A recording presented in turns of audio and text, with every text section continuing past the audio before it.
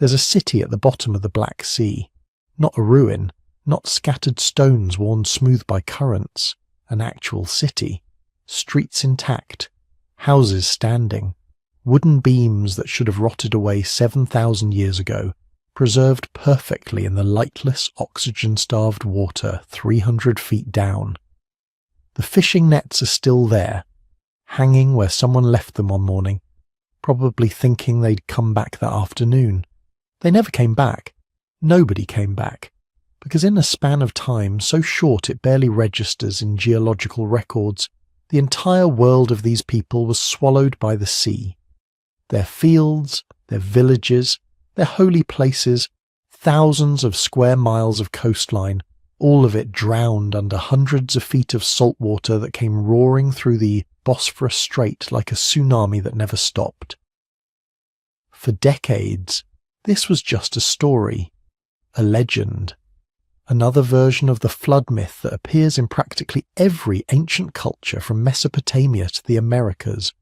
Noah and his ark, Gilgamesh and his boat, Deucalion and Pyrrha in Greek mythology, all describing the same thing, a catastrophic deluge that reshaped the world.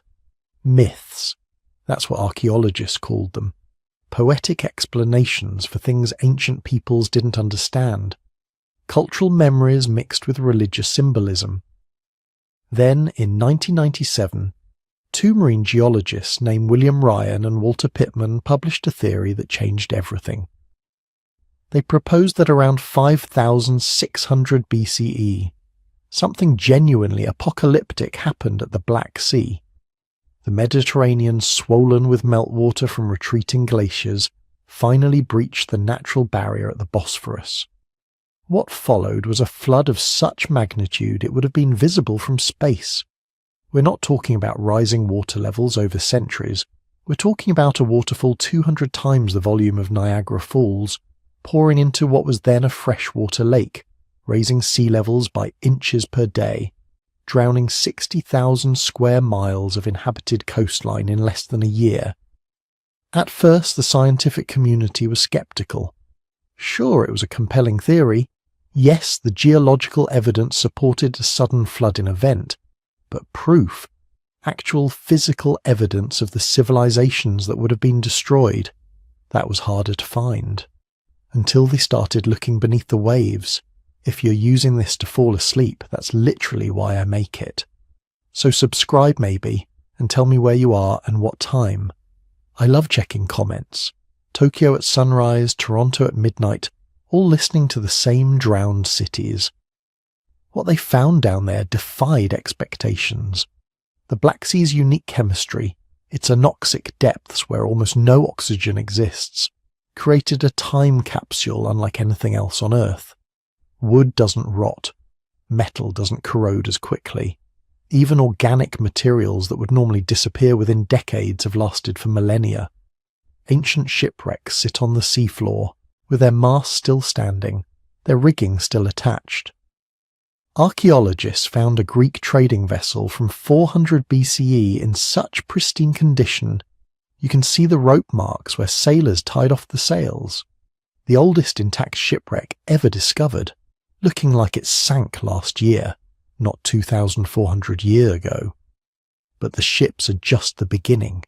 Using sonar scanning and underwater robots, research teams have mapped entire settlements. Stone walls marking property boundaries, the remnants of wooden structures perfectly preserved in the cold, dark water, channels that were once rivers now submerged, ancient beaches now 500 feet below the surface, and artifacts, tools, pottery, the everyday objects of people who had no idea they were living on borrowed time. What makes this discovery so haunting is the scale of it. This wasn't a village. It wasn't even a region. It was an entire civilization's worth of coastal settlements, all drowned simultaneously. Hundreds of communities, maybe thousands, gone in less than a generation. Picture it. You're a farmer living on the shores of what you know as a freshwater lake. Maybe you've noticed the water tastes different lately. Maybe you've seen it creeping higher up the beach. But then one morning you wake up and the sea has swallowed your neighbour's house. By evening, it's at your door.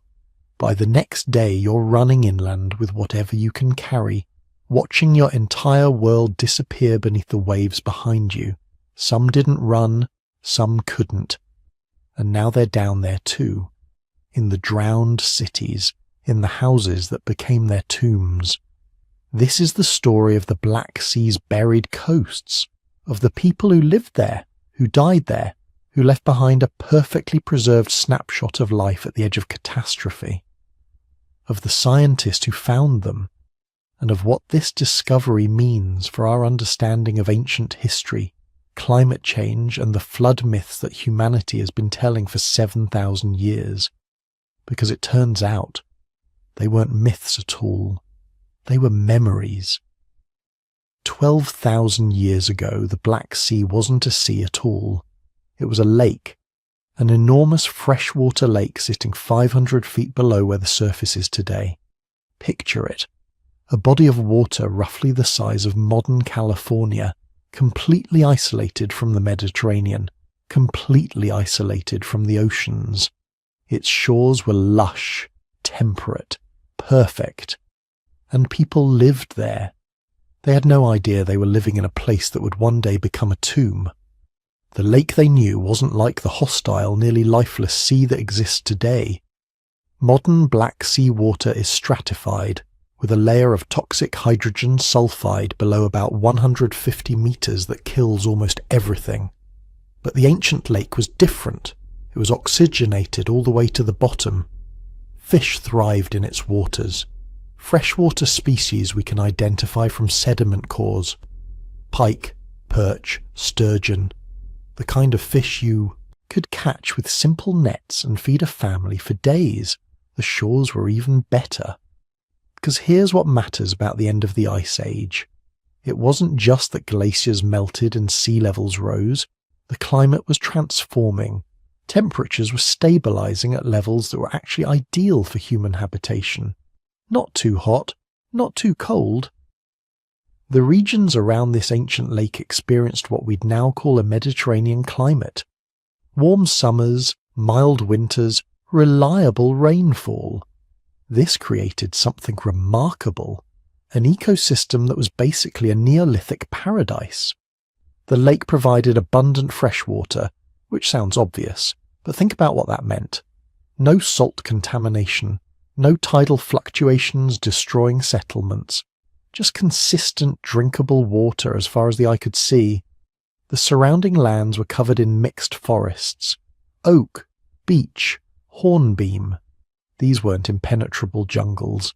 They were open woodlands interspersed with meadows, perfect for both wild game and early agriculture, and people definitely noticed. Archaeological evidence from the regions that are now underwater shows clear signs of Neolithic settlement. Not just temporary camps, but permanent communities. We're talking about people who had made the revolutionary transition from nomadic hunter-gatherers to settled farmers. They were growing wheat and barley. They were domesticating animals, sheep, goats, probably cattle. They were building structures meant to last. The evidence comes from multiple sources.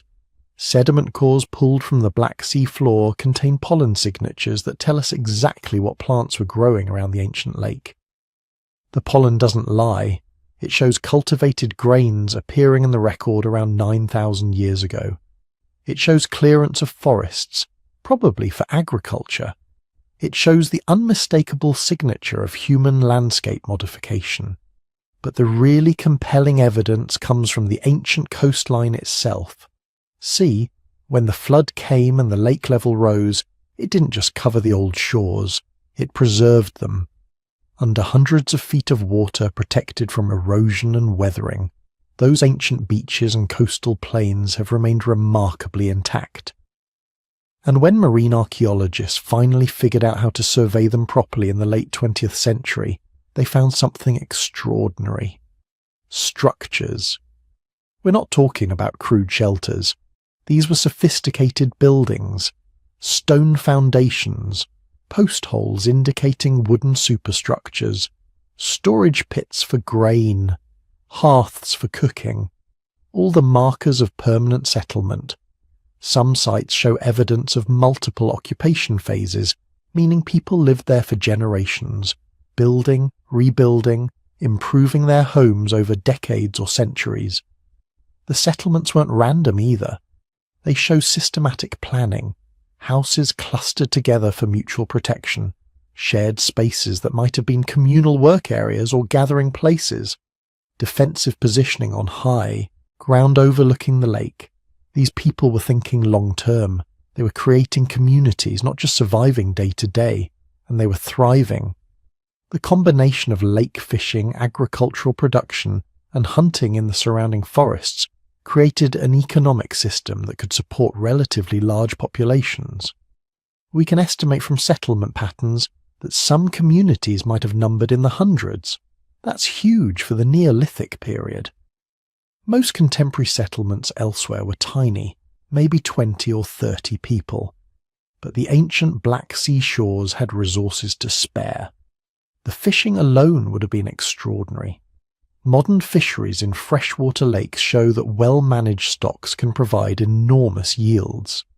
The ancient lake, with no industrial pollution and abundant food sources for fish, would have been incredibly productive. Seasonal fish runs, probably spawning migrations up the rivers that fed the lake, would have provided predictable surges of food that communities could harvest and preserve. They developed the technology to exploit this abundance. Archaeological sites yield fishing equipment, bone hooks, stone weights for nets, harpoon points. This wasn't casual fishing. This was systematic resource extraction. They understood fish behavior, seasonal patterns, migration routes. They were proto-marine biologists, learning through observation and experience how to maximize their catch. The agricultural component was equally sophisticated. By 8,000 years ago, the communities around the ancient Black Sea had fully domesticated versions of wheat, barley, and probably several legumes. This wasn't just planting wild seeds and hoping for the best. This was selective breeding, choosing the best plants year after year until they created crops that were more productive and easier to harvest than anything found in nature. They had pottery too, ceramic vessels for storage, cooking, serving food. Some fragments recovered from sites show decorative patterns, suggesting these weren't just functional objects but expressions of cultural identity. Different communities developed distinctive styles, ways of decorating their pottery that identified them as belonging to specific groups. This tells us something profound. These people had moved beyond subsistence. They had surplus time and resources to invest in art, in cultural expression, in activities that didn't directly contribute to survival. That's the definition of civilization beginning. When a society produces more than it needs just to stay alive, it can start developing culture, technology, specialized knowledge. The geography of their world was remarkable in another way. The ancient lake was completely enclosed by land. To the south, a narrow land bridge separated it from the Sea of Marmara and ultimately the Mediterranean. This wasn't a massive mountain range. Geological surveys show it was probably only 300 to 400 feet higher than the lake surface, a strip of rocky, hilly terrain maybe 100 miles wide at its narrowest point. On one side, the freshwater lake. On the other side, the Sea of Marmara, connected to the Mediterranean, rising as global sea levels climbed steadily upward as the great ice sheets melted. The people living on the lake shores had no idea this barrier existed in any meaningful way. Why would they? It had been there for thousands of years. It seemed permanent, eternal, as fixed as the mountains in the distance. But it wasn't. The Ice Age was ending, and that changed everything. For about 10,000 years after the glaciers began retreating, global sea levels rose steadily. Not quickly enough to notice in a human lifetime, but inexorably.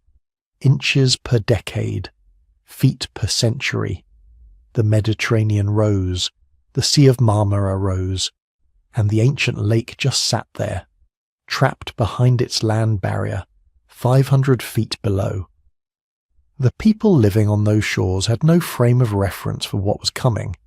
They might have noticed the lake level fluctuating with rainfall patterns. Wetter years would raise it slightly, droughts would lower it. But these were small variations, maybe a few feet at most. Nothing that threatened their communities, nothing that suggested catastrophe.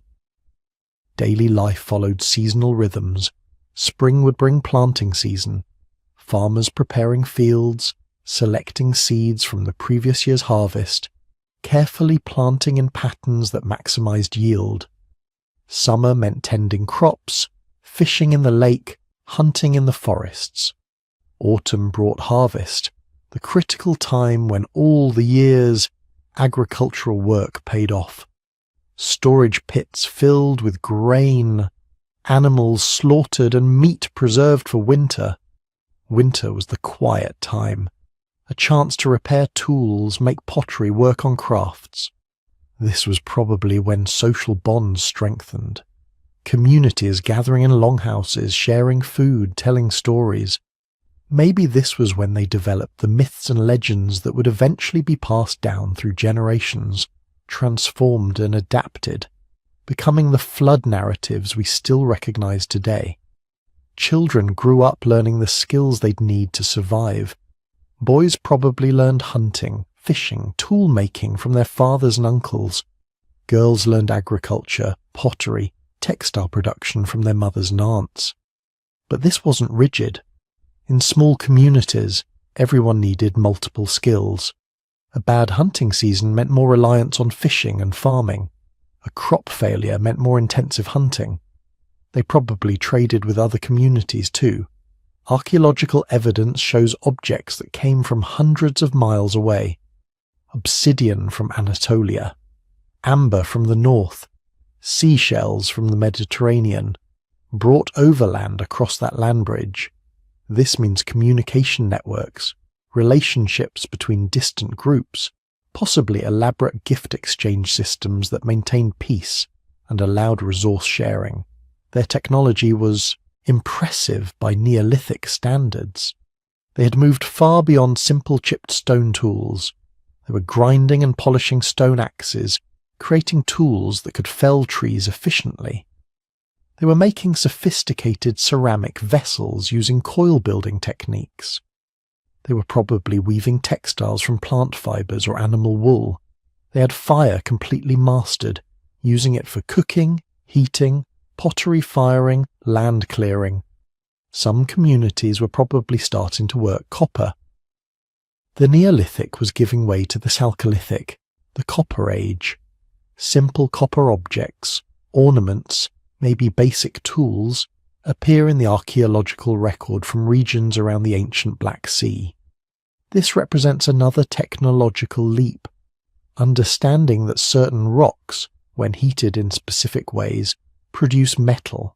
That metal can be shaped. That shaped metal has properties different from stone or bone. They were on the verge of something. Another 1,000 years and their descendants might have developed bronze working, writing, the full package of early civilization. The region had everything necessary: agricultural surplus, trade networks, technological sophistication, growing populations, all the ingredients for the rise of complex societies. But they never got the chance, because while they lived their lives planting crops, raising children, building homes meant to last for generations, something was happening far to the south. The Mediterranean was rising, the Sea of Marmara was rising, and the land bridge holding back countless cubic miles of salt water was beginning to fail. Geological studies of the barrier region show it was probably limestone and sedimentary rock, strong enough under normal conditions but vulnerable to erosion. As sea levels rose on the Mediterranean side, water began finding weaknesses. Tiny cracks, underground channels. Every year, a little more water seeped through. Every decade, the erosion accelerated slightly. the people on the lake shores noticed nothing. Maybe water levels in the lake rose slightly during wet periods, but nothing dramatic. Nothing that suggested their entire world was about to be destroyed. They kept farming, kept fishing, kept building their homes and raising their families. They had no idea they were living on borrowed time.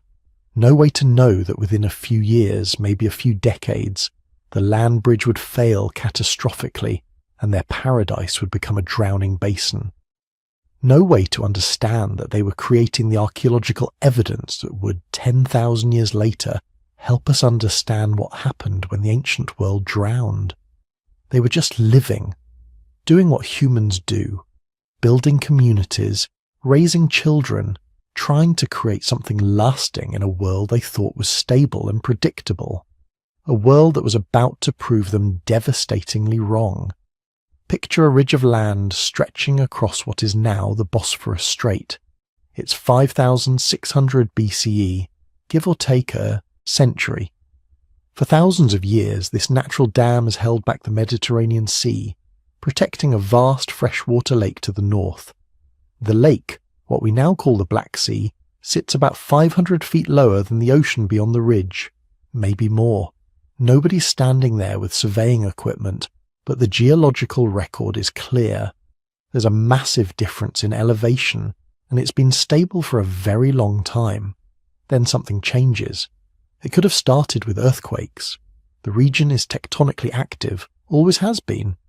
Stress builds up along fault lines as continental plates grind against each other.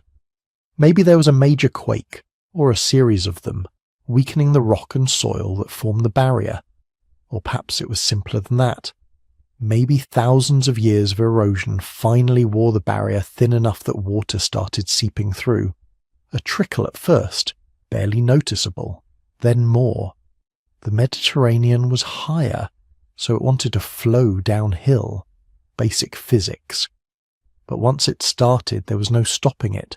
The first breach was probably small, maybe just a stream, something you could jump across. But water is patient and relentless. It carves, it erodes, it finds every weakness. That stream would have begun cutting into the land barrier, carrying away soil and rock, widening the channel hour by hour. As the channel grew, more water could flow through. As more water flowed, the erosion accelerated. Positive feedback loop, the kind that ends in catastrophe. Within days, maybe hours, that small stream became a torrent, then a cascade, then something that has no comparison in human experience except maybe the worst imaginable nightmare. The geological evidence suggests the water was flowing through at a rate equivalent to 200 Niagara Falls. Let that sink in for a moment. Not one Niagara Falls, 200, all pouring through a channel that was being carved wider and deeper with every passing hour.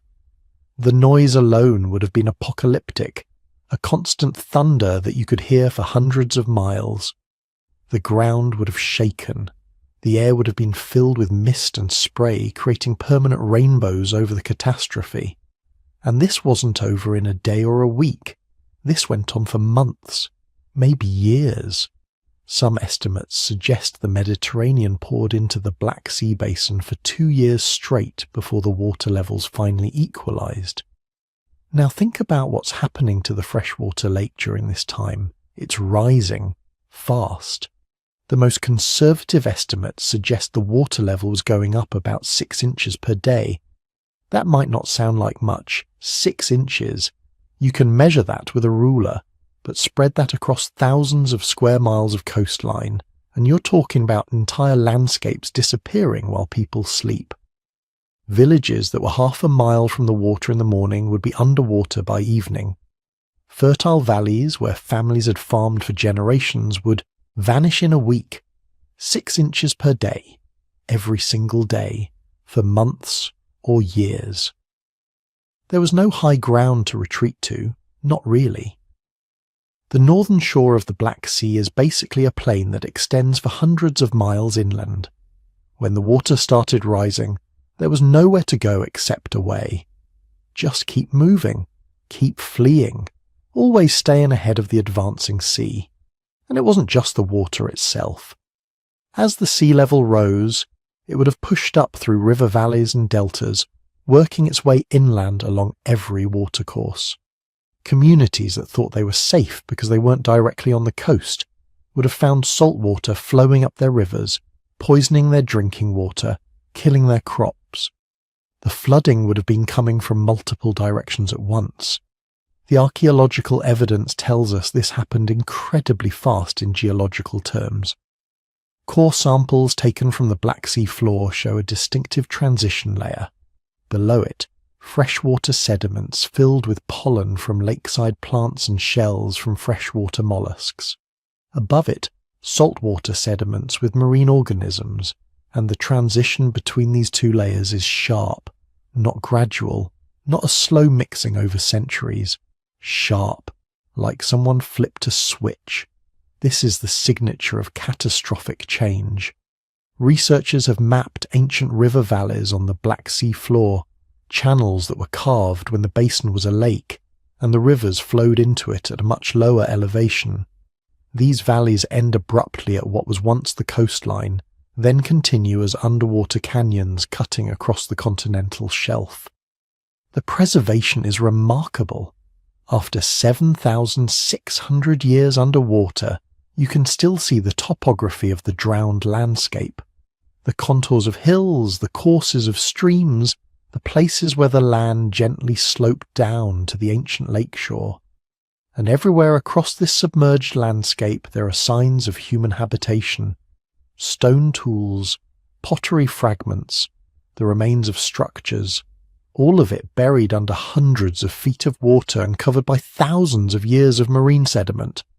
But it's down there, frozen in time, waiting. Now, there's debate among scientists about exactly how fast this catastrophe unfolded. Some researchers argue the flooding was even more rapid than the 6-inch per day estimate. They point to the sheer volume of water involved and the evidence of massive erosion at the Bosphorus. They suggest the sea level might have risen several feet per day during the peak of the flooding. Others think it was more gradual, taking decades or even centuries for the Black Sea to fill completely. But here's the thing. Even if it took centuries, that's still catastrophically fast for the people living through it.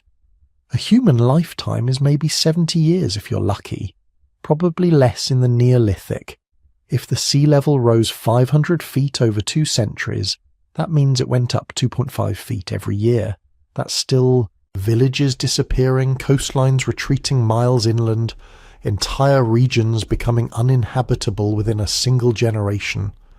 The younger generation would have grown up hearing their grandparents talk about lands that were now beneath the waves. They would have seen coastal settlements abandoned one after another as the water kept rising. They would have lived their entire lives in a world that was actively drowning, where the one constant was that the sea always won and you always had to keep moving inland. The biological evidence backs up the catastrophic scenario. When researchers analyse core samples from the Black Sea floor, they can see the mass die-off of freshwater species happening in that same narrow transition layer. Freshwater mollusks, algae, plants, they all disappear suddenly. And just as suddenly they're replaced by saltwater species, but not local species that gradually adapted. These are Mediterranean organisms, invaders that came pouring in with the flood, colonising a new sea that had been carved out of an ancient lake. The chemical signature is just as dramatic. Freshwater and saltwater have different ratios of oxygen isotopes. When you analyse the shells of organisms that lived through the transition, you can see the change happening in their own bodies.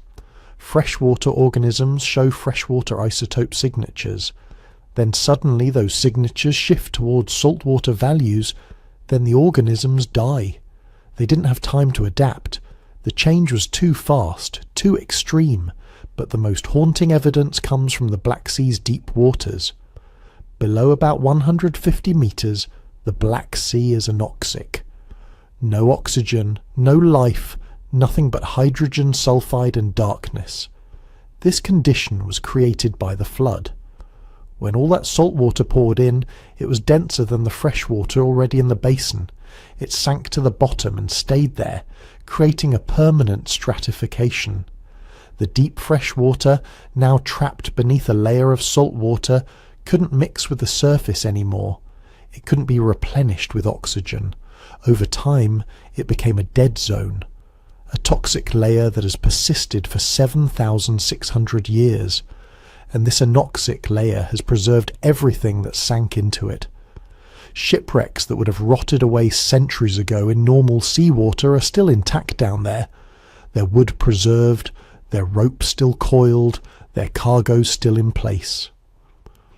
When archaeologists finally developed the technology to explore these depths, they found vessels from ancient Greece, from Rome, from Byzantine times, all sitting on the bottom in near-perfect condition. Museums of maritime history preserved by the catastrophe that created them. But the ships came later. We'll get to those. Right now we're still at the moment of the flood, still watching that wall of water carve through the Bosphorus and pour into the basin beyond. Think about the choice facing the people who lived on those ancient shores. You're a farmer, let's say. Your family has worked this land for generations. Your great-great-grandparents are buried in the hills overlooking your fields. You know every stone, every tree, every bend in the river.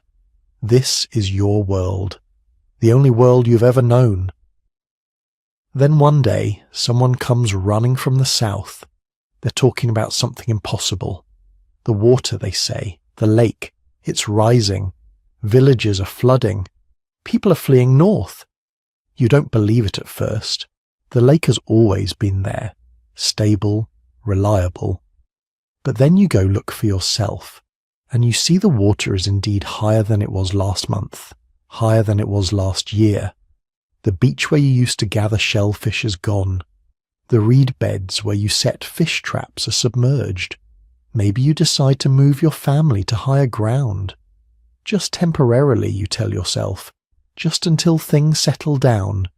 You pack up what you can carry, drive your livestock inland, and settle on a ridge that's safely above the current water level. You can still see your old home from here. You tell yourself you'll go back once the water recedes, but it doesn't recede. It keeps rising.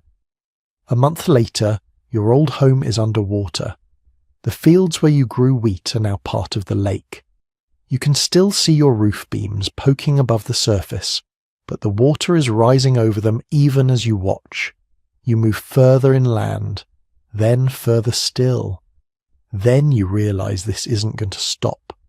The water is going to keep coming, and everything you knew is going to end up on the bottom of this ever-expanding sea. So you grab what you can carry and you walk away. You walk north, away from the rising water. Maybe you walk west or east, following the retreating coastline. But you walk, and you keep walking, because the alternative is to stay and drown. Thousands of people made this choice, maybe tens of thousands. We don't know the population density of the Black Sea coast in 5600 BCE, but it was probably substantial. The region had rich soils, abundant fresh water, and plenty of fish and game. It would have been prime real estate for Neolithic farmers and fishers. All those people had to go somewhere when the flood came. Some probably died. The elderly, the sick, the ones who couldn't or wouldn't leave. Maybe some people tried to stay, tried to adapt by moving their settlements inland again and again, until finally there was nowhere left to go.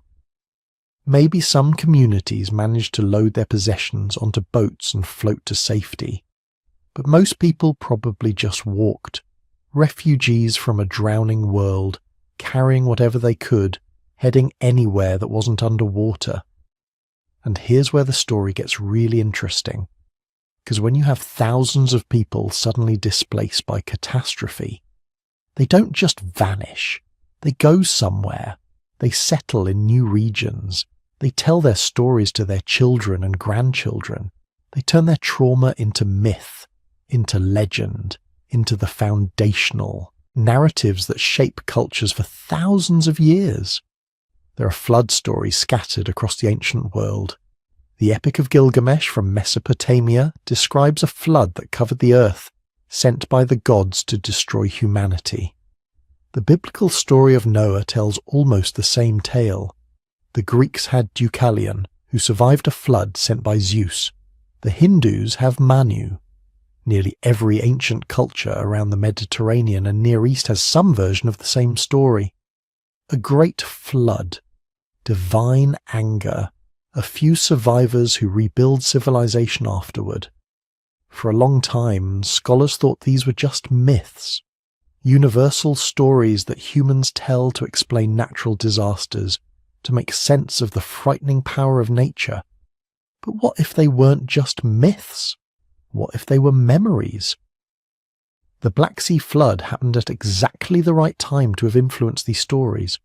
5600 BCE is right at the dawn of civilization in the Near East. Within a few centuries of the flood, we start seeing the development of complex societies in Mesopotamia. Writing, cities, organized religion, all emerging in a relatively short period, and all carrying stories of a great flood that destroyed the world before. Could refugees from the Black Sea flood have carried their stories south into Mesopotamia?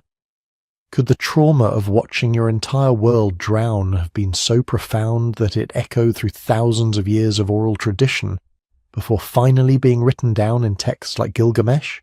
The timing works, the geography works, the details, the specifics about the water rising and covering the land, about people fleeing in boats, about the old world being destroyed and a new world beginning afterward, all of it matches what we know about the Black Sea event.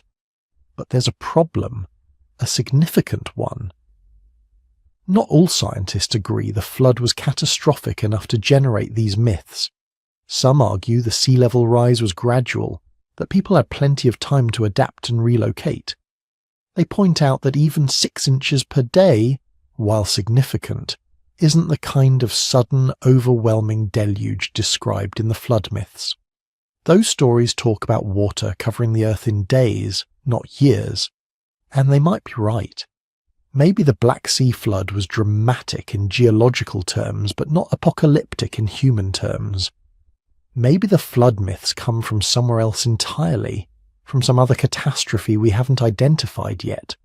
Or maybe they're just stories, universal human attempts to explain the power of water and weather. But then again, maybe catastrophe is relative. If you're a Neolithic farmer watching your ancestral land slowly but inexorably disappear beneath rising water, watching your community fragment as families flee in different directions, watching everything you knew and loved vanish beneath the waves, does it matter if it took months or years instead of days? The world still ended, your world anyway, and that's the kind of trauma that gets remembered, that gets passed down, that becomes myth. The Black Sea remembers, the sediments remember, the drowned valleys remember, and somewhere in the darkness, hundreds of feet below the surface, the remains of those ancient communities are still waiting to tell us what really happened, waiting to confirm or refute the theories, waiting to show us what it was like when the Mediterranean broke through and the world drowned. But we're getting ahead of ourselves. Before we can understand what's down there, we need to talk about how we found it in the first place, how modern scientists, using technology that would seem like magic to those Neolithic refugees, finally located the evidence of the catastrophe, how they mapped the drowned coastlines and discovered the preserved settlements, how they confirmed that yes, something extraordinary happened here, something that changed the course of human history. That story begins decades ago with curious researchers, sophisticated equipment, and a sea full of secrets. For thousands of years, nobody knew. The Black Sea kept its secrets buried under hundreds of feet of dark, lifeless water. Fishermen pulled their nets through the surface layers. Ships crossed the sea on ancient trade routes.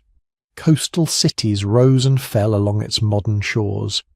And all the while, just a few hundred meters down, An entire lost world waited in perfect preservation, frozen in time, hidden in darkness, waiting for someone to develop the technology to find it. That someone was Robert Ballard. You probably know him as the guy who found the Titanic in 1985, but in 1999, Ballard turned his attention to something potentially more significant. Not a sunken ship, but an entire drowned civilization.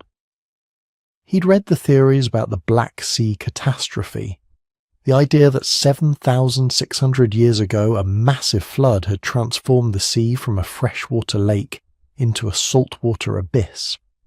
Most underwater archaeologists thought searching for evidence was pointless. The Black Sea was too deep, too dark, too difficult to explore.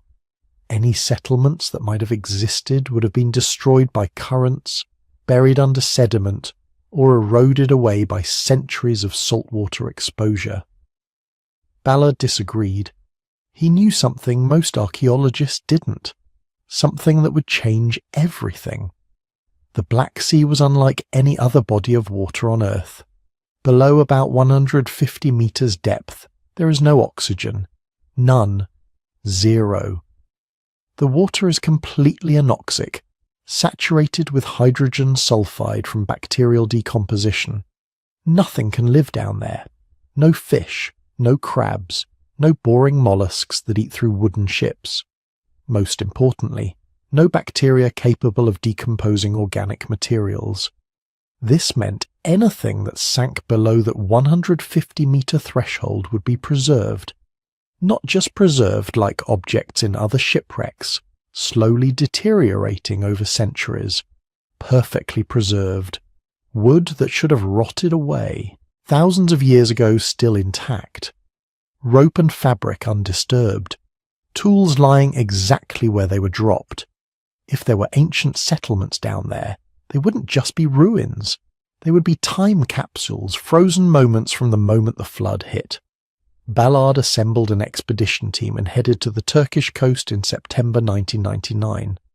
They brought advanced deep-sea sonar mapping equipment, robotic submersibles equipped with cameras and sampling arms, and most crucially, technology developed for deep-sea oil exploration that could create three-dimensional maps of the seafloor. They didn't just want to find random artifacts. They wanted to map the entire drowned landscape to see what the world looked like before the flood. The first thing they discovered was the ancient coastline itself. Running the sonar back and forth across a grid pattern, they watched as the computer slowly assembled an image of what lay beneath. And there it was, a clear geological boundary about 150 meters down, marking the transition between the old freshwater lake and the modern saltwater sea.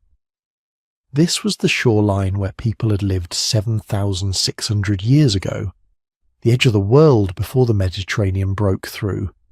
But that was just the beginning.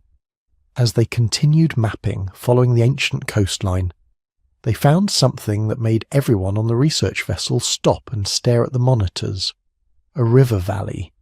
Not just any river valley, but an enormous ancient river system that had once drained into the freshwater lake. You could see everything.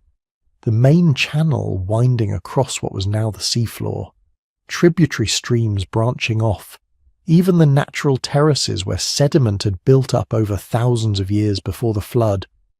This is where people would have lived.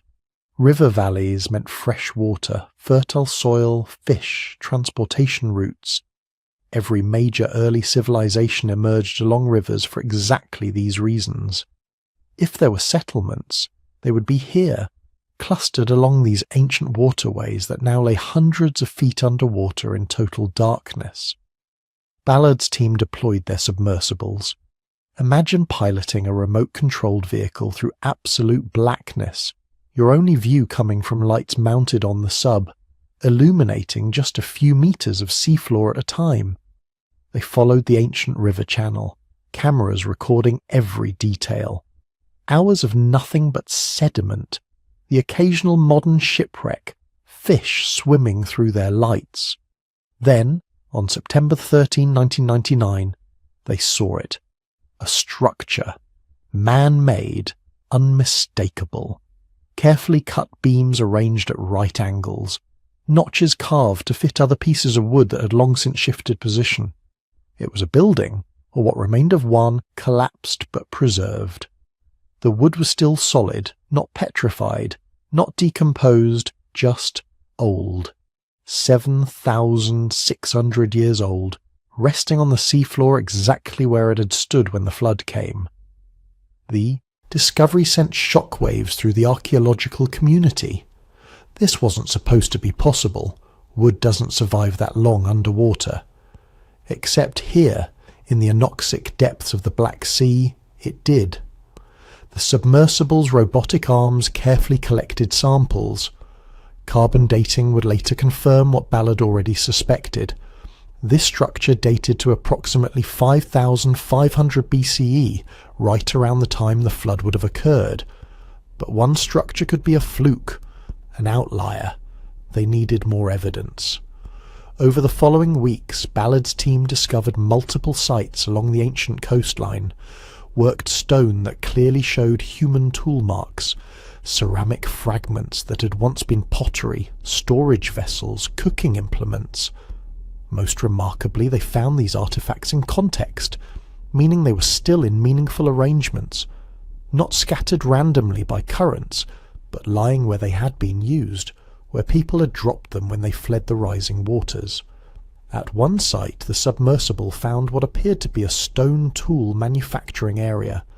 Flint cores and stone flakes arranged in a pattern that suggested systematic tool production. Someone had been sitting here, methodically creating stone implements, probably for trade or daily use. Then the water came, and they abandoned everything. The site had remained undisturbed for 76 centuries. The technology that made these discoveries possible represents a revolution in underwater archaeology. Traditional diving is impossible at these depths. Humans can't survive the pressure, the darkness, the toxic hydrogen sulfide.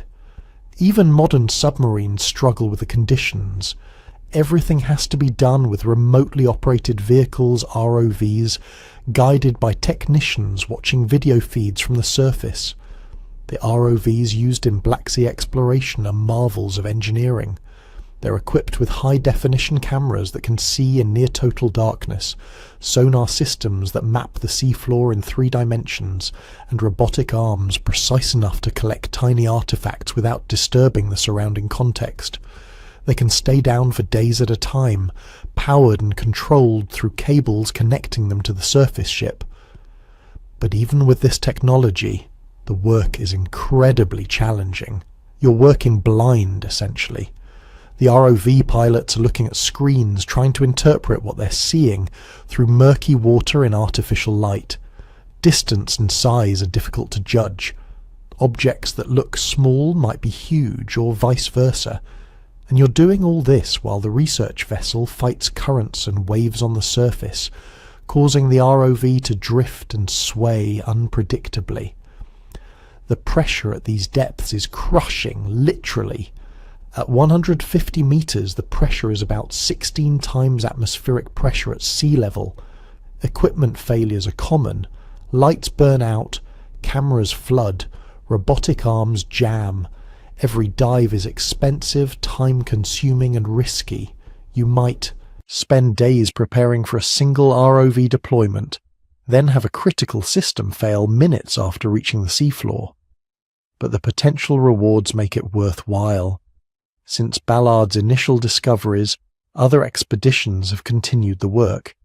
In 2003, a team from the University of Pennsylvania conducted extensive sonar mapping, creating detailed 3-dimensional models of the drowned landscape.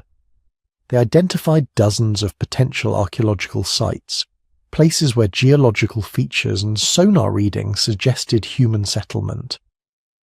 In 2007, researchers from Bulgaria and the United States discovered what appeared to be the remains of a dock or pier, wooden pilings driven into the ancient lake bed. This suggested the pre-flood inhabitants weren't just fishermen with simple canoes. They had developed maritime infrastructure, permanent installations for boat building and maintenance. More recent expeditions have employed even more advanced technology. Side-scan sonar can now create images so detailed you can identify individual architectural features from the surface.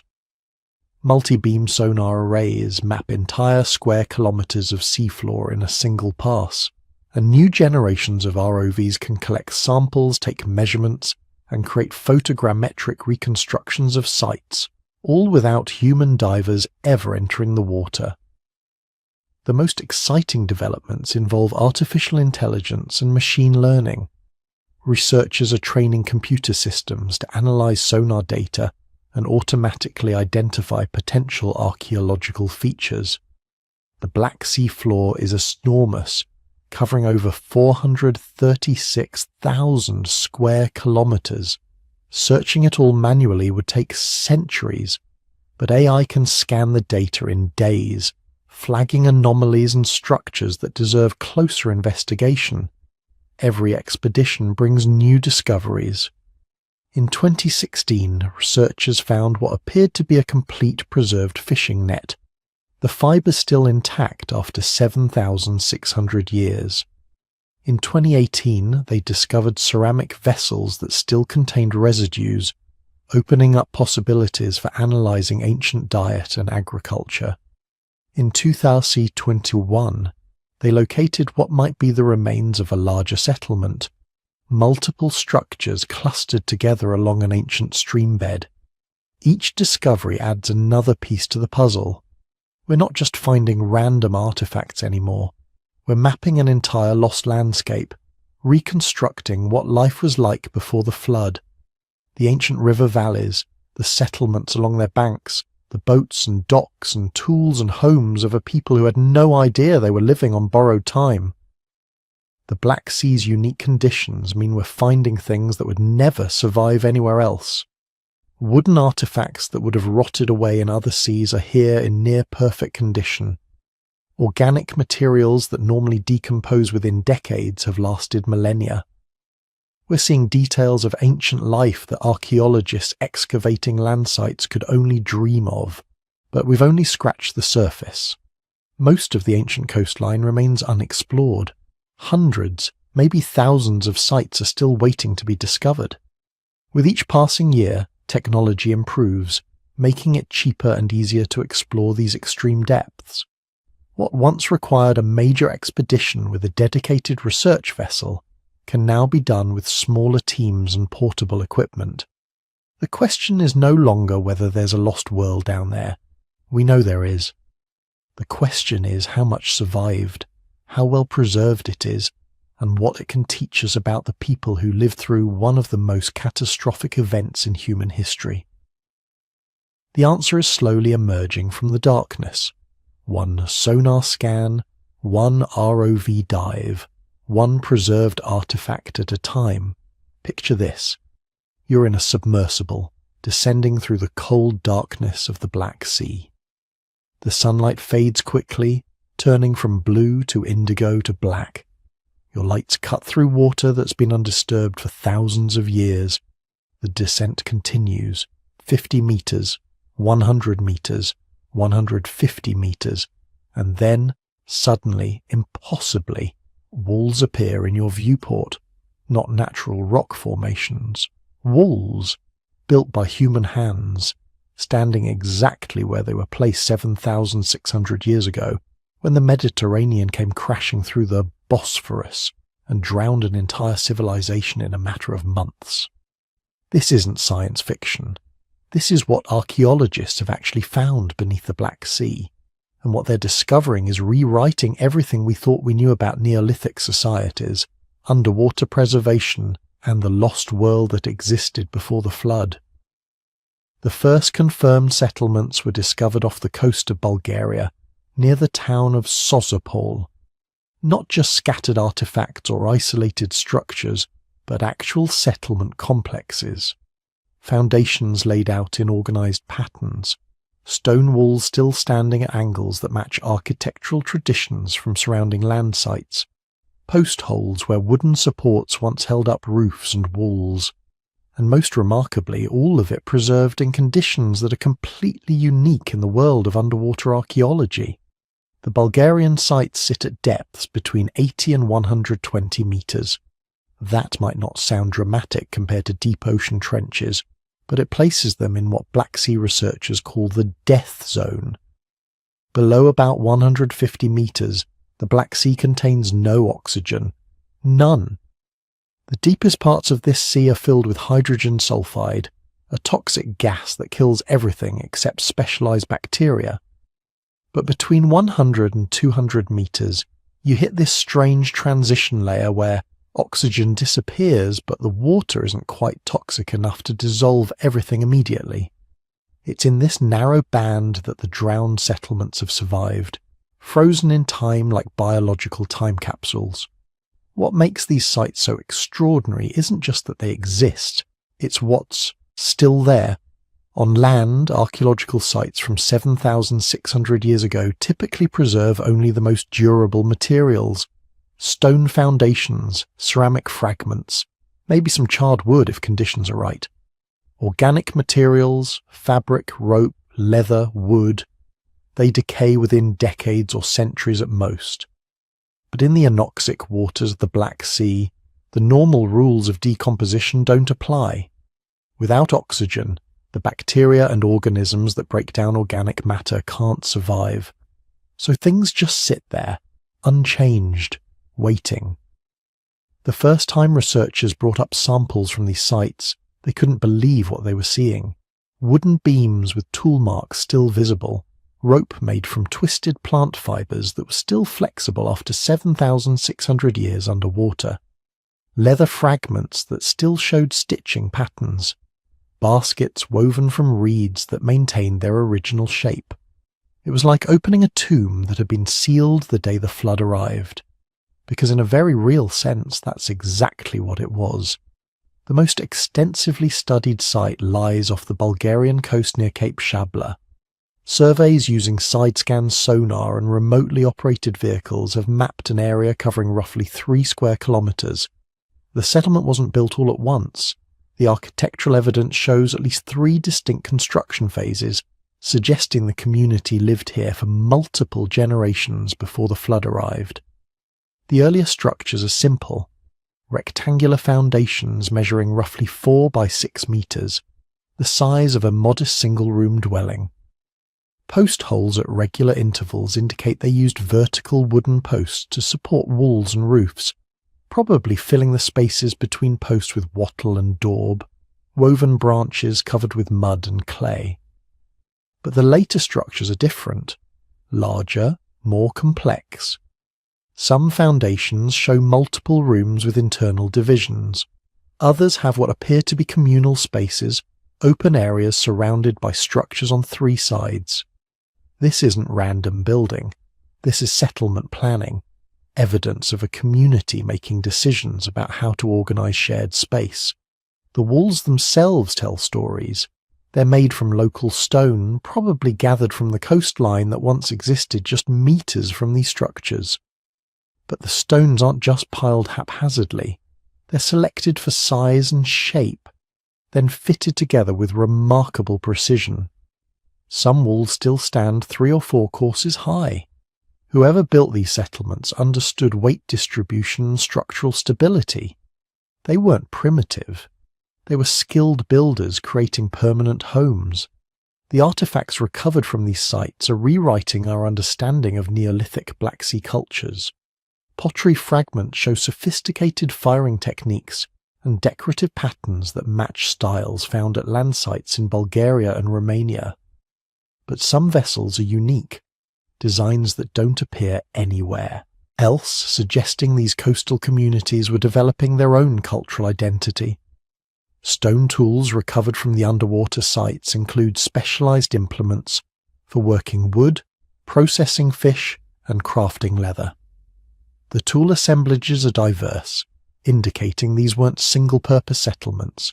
People were engaging in multiple activities, the full range of daily life, cooking, crafting, maintaining tools, processing food. But it's the organic artifacts that are truly revolutionary.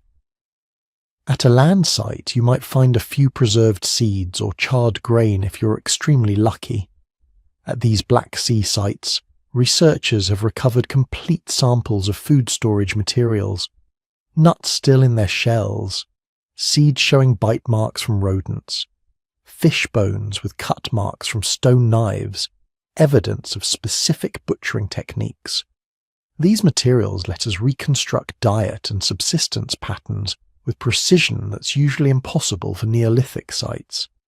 One particularly remarkable find was a fishing net, or rather, fragments of a fishing net preserved well enough to reconstruct the knotting technique and measure the mesh size. This tells us exactly what size fish they were targeting and how they were doing it. It's the archaeological equivalent of finding an ancient technology manual. The net's construction matches techniques still used by traditional fishers in some parts of the Mediterranean, suggesting these methods persisted for thousands of years because they worked. Other sites have been identified off the Romanian coast near the Danube Delta. These settlements show different architectural patterns than the Bulgarian sites. Instead of rectangular structures arranged in loose clusters, the Romanian sites have more linear arrangements, buildings positioned along what were probably the banks of ancient river channels. This makes sense. Before the flood, the Danube would have emptied into the Black Sea lake system through a series of distributary channels. Communities living along these channels would have access to both fresh water and the resources of the lake. They could fish, hunt waterfowl in the marshes, and trade with communities further up the river system. The preservation at these sites varies depending on exact depth and local conditions. Some areas show spectacular preservation with wooden artifacts and organic materials intact. Others have been more disturbed, possibly by ancient currents or more recent fishing activities. But even the disturbed sites provide valuable data. The distribution of artifacts across the seafloor can tell us about settlement organization. Concentrations of pottery in certain areas suggest dedicated cooking or food storage locations. Stone tool distributions reveal activity areas, places where people sat to make and repair their implements. Now here's where the story gets really interesting. The sites discovered so far, the ones that have been mapped and studied, they're almost certainly just the beginning. Think about the geography. The Black Sea has over 4,000 kilometers of coastline. Before the flood, the lake that occupied this basin had even more coastline because the water level was lower. We're talking about tens of thousands of kilometers of prime coastal real estate. Freshwater access, abundant fish and waterfowl, fertile soil from river sediments, protection from extreme weather, everything you'd want for a Neolithic settlement. The sites discovered so far were found almost by accident. Surveys conducted for oil and gas exploration. Sonar scans done for navigation safety. Targeted searches in areas where land sites suggested nearby coastal settlements might have existed. Nobody has conducted a systematic archaeological survey of the entire Black Sea basin. It would cost hundreds of millions of dollars and take decades. But every time researchers look in areas where settlements should theoretically exist, they find evidence of human occupation, stone tools on the seafloor, pottery fragments, worked wood, and sometimes, if they're very lucky, intact structures. Statistical modelling based on the density of known sites suggests there could be hundreds, possibly thousands of drowned settlements around the Black Sea. Most will be small, hamlets of a few dozen people living in a handful of structures, but some, particularly near major river mouths where resources would have been most abundant, could be much larger. We're talking about communities of hundreds or possibly thousands of people, villages that would qualify as significant population centres for the Neolithic period. Entire towns preserved beneath the waves, waiting to be discovered. The technology exists to find them. High-resolution multi-beam sonar can create detailed maps of the seafloor showing individual structures. Autonomous underwater vehicles can cover vast areas, photographing the bottom in high definition and building 3D models of sites. Remotely operated vehicles equipped with manipulator arms can collect samples without risking human divers at dangerous depths. But the technology is expensive. Most Black Sea nations have limited archaeological budgets, and underwater work is always risky and logistically complex. So the vast majority of the drowned world remains unexplored and unmapped. What we have discovered is already changing archaeology. The Black Sea sites provide something that doesn't exist anywhere else in the world: perfectly preserved Neolithic settlements complete with organic materials. Other underwater archaeological sites exist, obviously. The Mediterranean is full of ancient shipwrecks and submerged Roman ports, but most underwater sites either date from historical periods with written records, or they've been underwater so long that only the most durable materials survive. The Black Sea sites are different. They're old enough to represent a period we know very little about, the Neolithic transition, when humans first started building permanent settlements.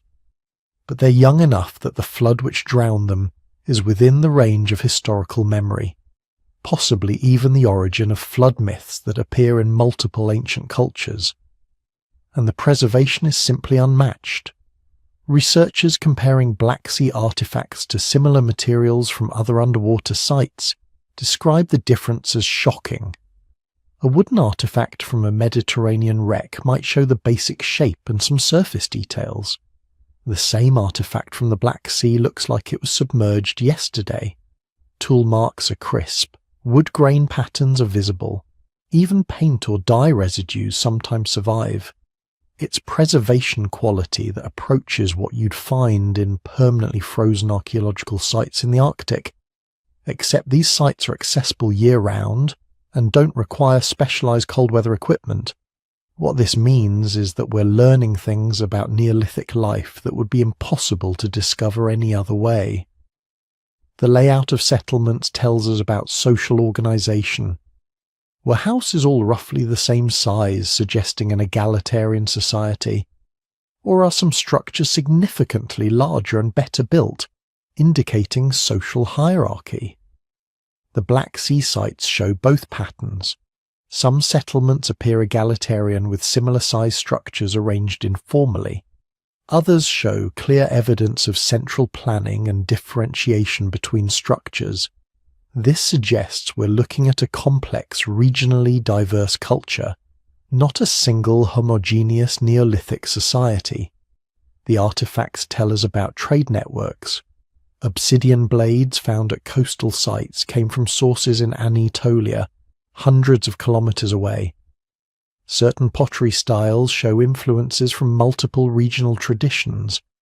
These weren't isolated communities. They were part of extensive trade and communication networks linking populations across the entire Black Sea basin. When the flood came, it didn't just destroy individual settlements. It severed trade routes, disrupted kinship networks, and fractured what had been an integrated regional culture. The survivors scattered, carrying with them memories of the world that drowned. Memories that would eventually transform into the flood myths we still tell today. But for now, most of that drowned world remains hidden. Somewhere beneath the dark waters, larger settlements wait to be discovered. Maybe complete village complexes with dozens of structures. Maybe even fortified sites with defensive walls. If Neolithic Black Sea societies had developed the social complexity to engage in organized warfare, maybe ceremonial centers or burial grounds that could tell us about their religious beliefs and social rituals. The technology to find these sites exists. The historical importance is beyond question. All that's missing is the funding, political will, and international cooperation necessary to mount systematic exploration of one of the world's largest and least explored archaeological landscapes. Until then, researchers work with what they can access, mapping sites near shore, collecting artifacts when funding allows, building 3D models and creating databases, waiting for the day when we finally have the resources to truly explore the drowned world and discover what other secrets lie preserved in the Black Sea's anoxic depths. Here's what we know for certain. When the Mediterranean came crashing through the Bosphorus around 5600 BCE, it didn't flood an empty wilderness. It drowned a civilization. Not in the modern sense, with cities and writing and organized government, but a thriving, sophisticated culture of people who had already figured out something that would change human history forever. They had learned to farm. The archaeological evidence comes from what the water couldn't destroy. Sites just beyond the flood zone, settlements that survived on higher ground, showing us exactly what kind of world existed before the deluge. And what that evidence reveals is remarkable. These weren't primitive hunter-gatherers barely scraping by. These were agriculturalists, animal herders, pottery makers, people who had made the transition that archaeologists call the Neolithic Revolution, the shift from hunting and gathering to producing food, from following wild animals to keeping domestic ones, from temporary camps to permanent villages, but they weren't doing it the way you might expect. See, when we think about the birth of agriculture, we usually think about Mesopotamia, the Fertile Crescent, those famous sites in modern Iraq and Syria, where farming first emerged around 10,000 BCE. And that's accurate, that's where it started. But by the time the Black Sea flooded, farming had been spreading for 4,000 years, moving north and west, adapting to new climates and new environments. The people living around that freshwater lake were part of this agricultural revolution's second wave. They had taken technologies developed in the Near East and modified them for the cooler, wetter conditions of the Black Sea basin. The evidence shows up in multiple ways. First, there's the pottery, settlements around the perimeter of the ancient lake, sites that are now dozens of miles inland from the modern coast, have yielded thousands of pottery fragments. Not crude experimental ceramics, but sophisticated vessels with standardized forms and decorative patterns. Storage jars for grain, cooking pots designed for specific purposes, serving dishes that suggest formal meals and social gatherings. This is the signature of settled life. You don't make heavy pottery if you're constantly moving. You make it when you have a permanent home and need to store the surplus from your fields. Then there's the animal bones. Archaeological excavations show a dramatic shift in the species present at these sites. Wild game becomes less common. Domestic animals, cattle, sheep, goats, pigs, start dominating the assemblages, and not just any animals. The bones show the telltale signs of selective breeding, animals that had been managed by humans for generations. Smaller, more docile, with different proportions than their wild ancestors. These people weren't just hunting whatever they could find. They were maintaining herds, protecting them from predators, probably moving them between pastures seasonally. They had become pastoralists. Most importantly, there are the plant remains. Carbonized seeds recovered from hearths and storage pits tell the real story. Cultivated wheat and barley varieties that don't exist in the wild. Lentils and peas that had been selected for larger size and easier harvesting. Flax for making linen. These weren't wild plants that people had gathered. These were crops, domesticated species that required planting, tending and harvesting. Agriculture, genuine food production, had arrived at the Black Sea. But here's where it gets really interesting. These people weren't just copying what farmers in Mesopotamia were doing. They were innovating, adapting, creating their own agricultural systems suited to their specific environment. The Black Sea basin before the flood was cooler and wetter than the Near East. Different soils, different rainfall patterns, different growing seasons. The crops and techniques that worked in Syria or Turkey had to be modified, and the archaeological evidence shows they were remarkably successful at it. Sites around the ancient lake show evidence of sophisticated water management, irrigation channels, drainage ditches, probably systems for capturing and storing rainfall.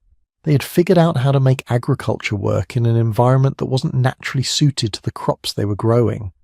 This takes experimentation, innovation, generational accumulation of knowledge.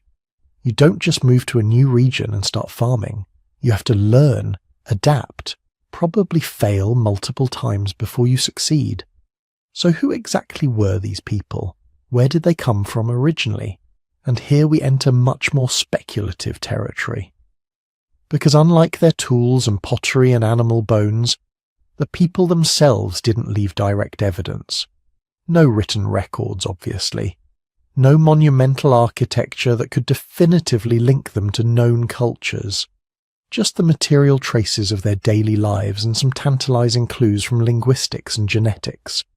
The linguistic evidence is particularly intriguing. Some researchers have suggested that the Black Sea region, before the flood, might have been a homeland for the early Indo-European languages.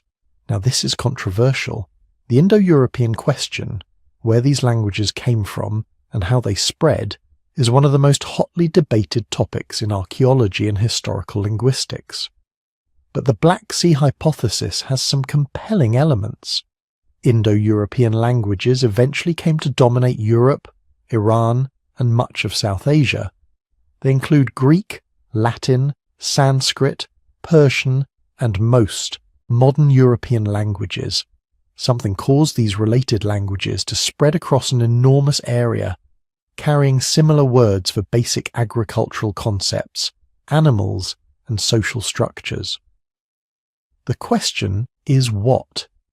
Some researchers think it was a migration from the steppes north of the Black Sea around 4000 BCE, pastoralists moving out with horses and wheeled vehicles, but others wonder if there was an earlier dispersal, maybe triggered by some catastrophic event that forced people to leave their homeland and spread their language and culture to new territories, like, say, a massive flood that drowned their entire world.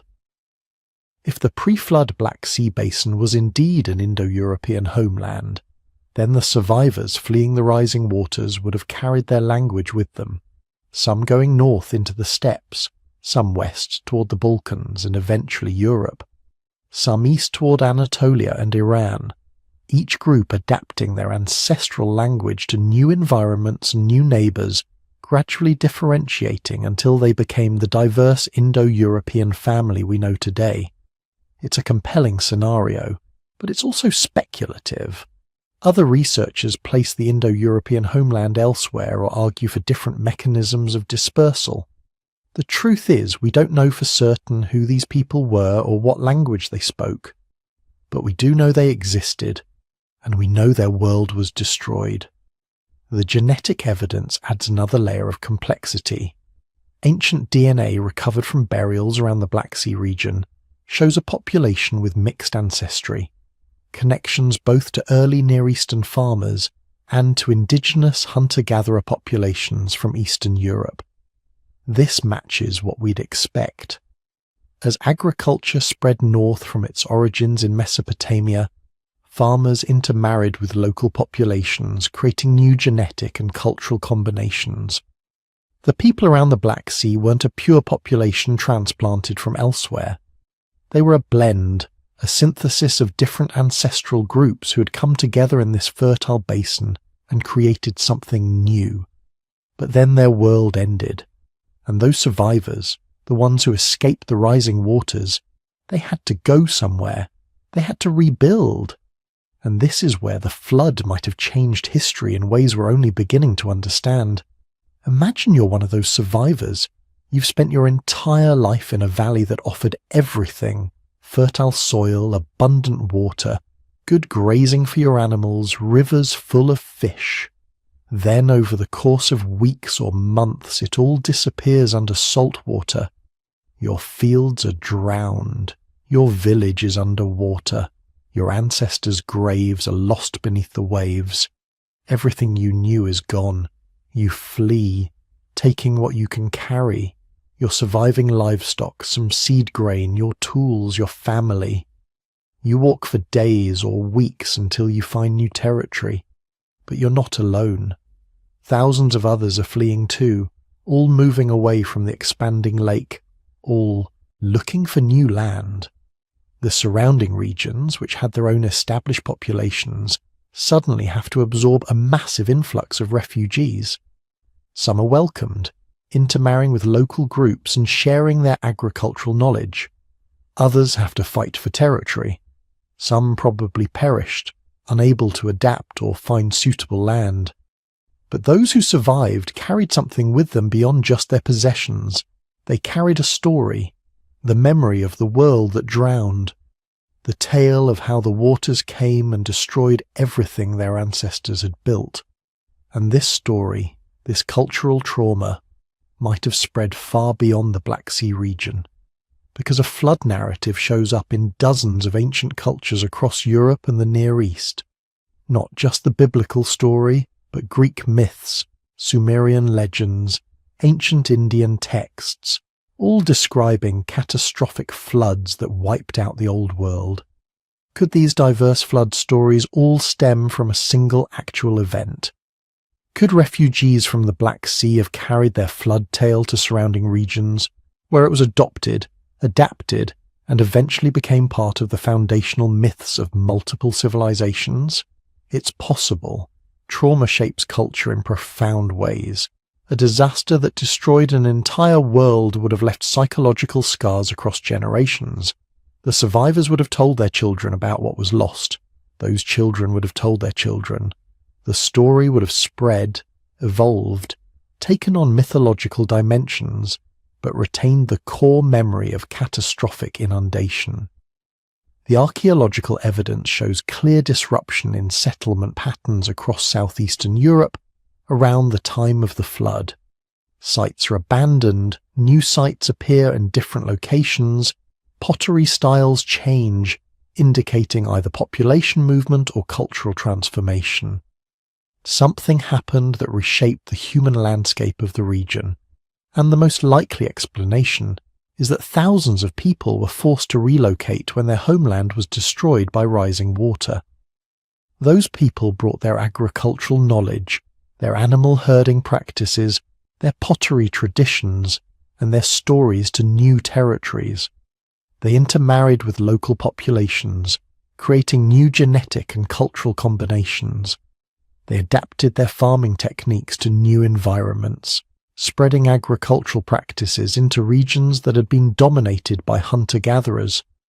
In other words, the flood might have actually accelerated the spread of agriculture across Europe. By forcing sophisticated farmers to relocate and integrate with surrounding populations, it could have jump-started the Neolithic transition in regions that otherwise might have taken centuries longer to adopt food production. The disaster that destroyed one world helped create many new ones, but we'll probably never know the full story of these drowned peoples, their names, their specific beliefs, the details of their daily lives, all lost beneath the Black Sea. What we can know is that they existed, that they had created a thriving culture in a region that seemed like paradise, and that when catastrophe struck, some of them survived to tell the tale. And maybe, just maybe, that tale is still being told. Every time we hear a flood myth, every time we encounter stories of lost worlds and rising waters, we might be hearing echoes of that ancient disaster, filtered through thousands of years, but still carrying the memory of the day the Black Sea was born and an entire world drowned. Now, forget wooden shipwrecks for a moment. Forget everything you think you know about underwater archaeology, because what's sitting on the Black Sea floor isn't supposed to exist. It breaks every rule we thought we understood about preservation and decay. 2 miles down, in water so depleted of oxygen that bacteria can't survive, there are ships, dozens of them, maybe hundreds, possibly thousands. Wooden vessels that sank centuries ago, millennia ago, and they didn't rot. They didn't collapse. They didn't disappear into sediment and organic mush like every other shipwreck in every other ocean on Earth. They just sit there, perfectly preserved, waiting. The first hint came in 1999. A team of marine archaeologists led by Robert Ballard, the same guy who found the Titanic, was surveying the Black Sea floor using deep-water ROVs. They were looking for evidence of the ancient flood, mapping submerged coastlines and river valleys. What they found instead was something that shouldn't have been possible: a Byzantine trading ship, over 1,500 years old.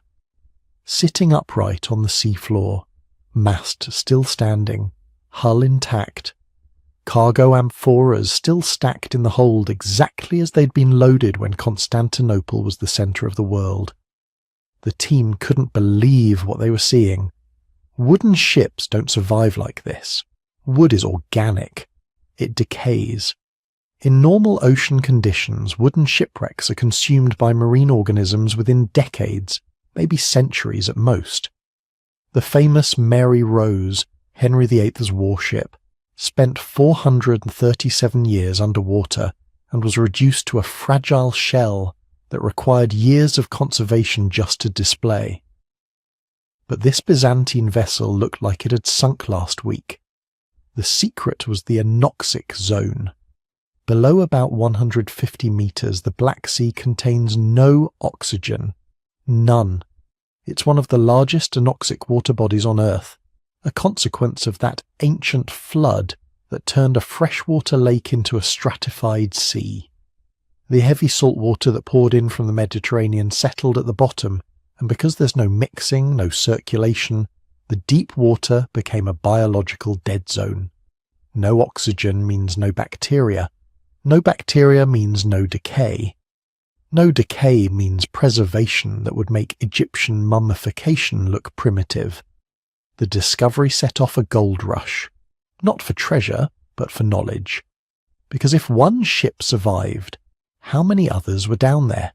The Black Sea has been one of the world's busiest maritime highways for at least 5,000 years. Greek traders, Roman merchants, Byzantine fleets, medieval Genoese colonies, Ottoman naval vessels. Thousands upon thousands of ships had crossed these waters. How many had sunk? How many were preserved? The answer started coming in 2017.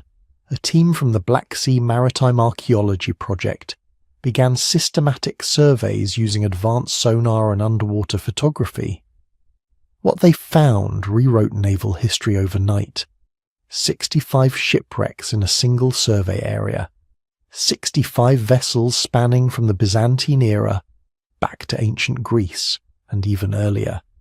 Each one preserved in stunning detail.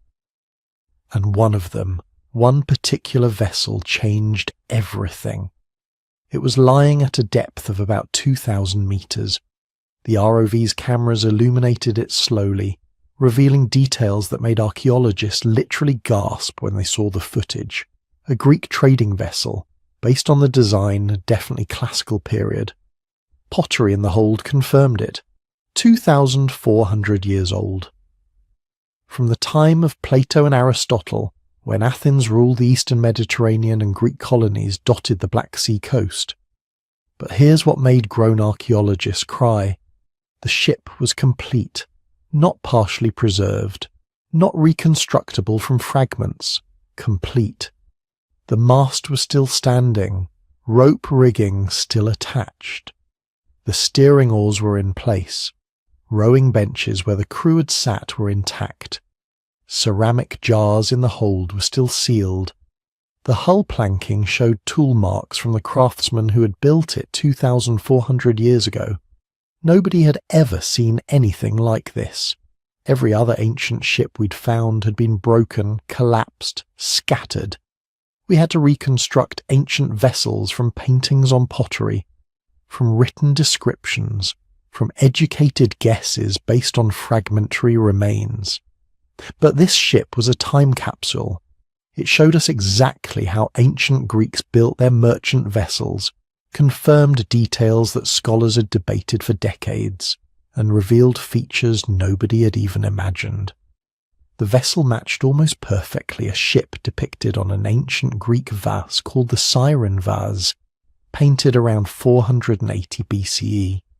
For years, scholars had assumed the vase painting was stylized, artistic rather than technical. But here was the actual ship, and the ancient artist had gotten it exactly right.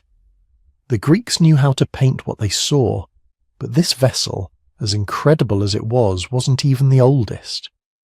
Deeper surveys found ships that pushed maritime history back even further. Vessels that predated classical Greece, that came from periods we'd thought were too primitive for serious seafaring. There were Bronze Age ships, 3,000, maybe 3,500 years old. From the time of the Trojan War, if that war actually happened. These weren't simple fishing boats or coastal traders. These were deep-water vessels capable of carrying substantial cargo across open sea. They had sophisticated hull designs, reinforced keels, multiple masts. This was advanced naval architecture from a period we'd thought was barely capable of building rafts. The implications were staggering. Ancient peoples weren't just hugging coastlines, island hopping, staying in sight of land. They were crossing open water, navigating by stars, understanding currents and winds well enough to undertake voyages that would terrify most modern sailors. The Black Sea was a Bronze Age highway, connecting cultures from Anatolia to the Caucasus, from Greece to the Pontic steppes. Some vessels went back even further, ships that might be 4,000, even 5,000 years old. From the Neolithic, the Late Stone Age, periods when humans were supposedly just figuring out agriculture and settled life. But here they were, building ocean-going vessels, establishing trade networks, creating maritime cultures that rivaled anything from later periods. What were they trading? The preserved cargoes tell us. Grain from the Pontic steppes, the breadbasket of the ancient world, wine and olive oil from Greek colonies, copper and tin for bronze making, amber from the Baltic coming down ancient trade routes, obsidian from Anatolia, valued for its razor-sharp edges, salt fish, dried for long-term storage, luxury goods, pottery, jewellery, the small valuable items that made long-distance trade profitable, but also slaves. The ancient Black Sea economy ran partly on human trafficking. Greek colonies would trade manufactured goods to steppe peoples for captives taken in tribal warfare. Those captives would be shipped across the Black Sea to Mediterranean markets. Some of these ships might be ancient slave vessels, carrying human cargo in their holds. Which brings us to the most haunting discoveries, the human remains, not on every ship. The anoxic zone preserves wood perfectly, but bodies are different. Organic tissue decays even without bacteria, just more slowly. Bones can survive, sometimes, and occasionally, very occasionally, the archaeologists find them. A skeleton in a Byzantine merchant ship, still wearing the leather belt he died in. Analysis of bone chemistry suggests he was from somewhere in the eastern Mediterranean, probably a professional sailor who'd spent his whole life on ships. He drowned when his vessel went down in a storm, probably around 1100 CE. He was about 35 years old. Another set of remains in an earlier vessel, this one possibly Roman era. Two individuals found together in what might have been the captain's quarters. DNA analysis suggests they were related, possibly father and son. They died together when their ship sank, maybe hit by a sudden squall, maybe holed by rocks in an unfamiliar harbour. They'd been carrying a cargo of wine amphoras from somewhere on the southern coast, probably heading to Greek colonies in what's now Ukraine. Each skeleton is a person. Someone with a name we'll never know, a life we can only imagine. They had families who mourned them, children who waited for a ship that never returned. The ships are their tombs now, magnificent and terrible, preserving the moment of their deaths across millennia. But here's what really keeps archaeologists up at night. These 65 ships were found in a relatively small survey area, maybe 2,000 square kilometres. The Black Sea covers over 400,000 square kilometres. If you scale up the discovery rate, the math becomes almost unbelievable. There might be more than 10,000 preserved shipwrecks down there. maybe more. A vast cemetery of vessels spanning 5,000 years of maritime history. Greek triremes with their 3 banks of oars. Roman grain haulers carrying Egyptian wheat to Constantinople. Byzantine warships armed with Greek fire. Medieval cogs from Genoese trading colonies. Ottoman galleys from the height of the empire. Every major naval power in European and Middle Eastern history sailed these waters. Everyone lost ships, and every ship that sank into the anoxic zone became a time capsule, a perfect snapshot of maritime technology from that era. We haven't even scratched the surface. Current technology can survey, can photograph, can document, but actually excavating these sites, bringing artifacts up from 2,000 meters down, that's incredibly expensive, technically challenging, and raises serious ethical questions about disturbing what are essentially underwater graveyards. Some ships have been down there so long that they've become their own ecosystems. The oxygenated water above the anoxic zone supports life, and the shipwrecks create artificial reefs. Fish shelter in ancient hulls. Shells grow on wood that was cut when Rome ruled the Mediterranean. But the preservation won't last forever. The Black Sea is changing. Climate change is affecting water temperature and circulation.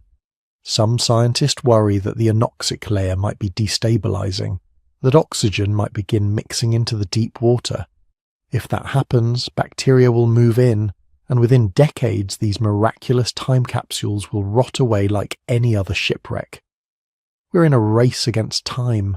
We need to survey, document, study these vessels before they're lost again, this time forever. Each ship is a library of information about ancient technology, trade, daily life, the human experience of crossing dangerous waters in wooden vessels held together with hope and skill. The ancient mariners who sailed these ships didn't know they were part of history. They were just trying to make a living, transport cargo, get home safely to their families. But their vessels are now among the most important archaeological discoveries of the 21st century, rewriting our understanding of ancient seafaring and connecting us directly to the lives of people who lived thousands of years ago.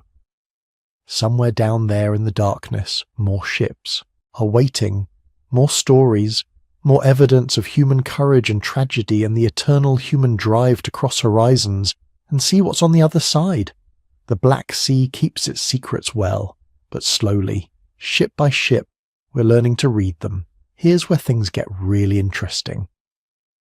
Because while scientists were mapping drowned coastlines and finding preserved settlements under the Black Sea, scholars in dusty libraries were pulling out some very old texts, and suddenly, archaeology and mythology started having a conversation they'd been avoiding for centuries.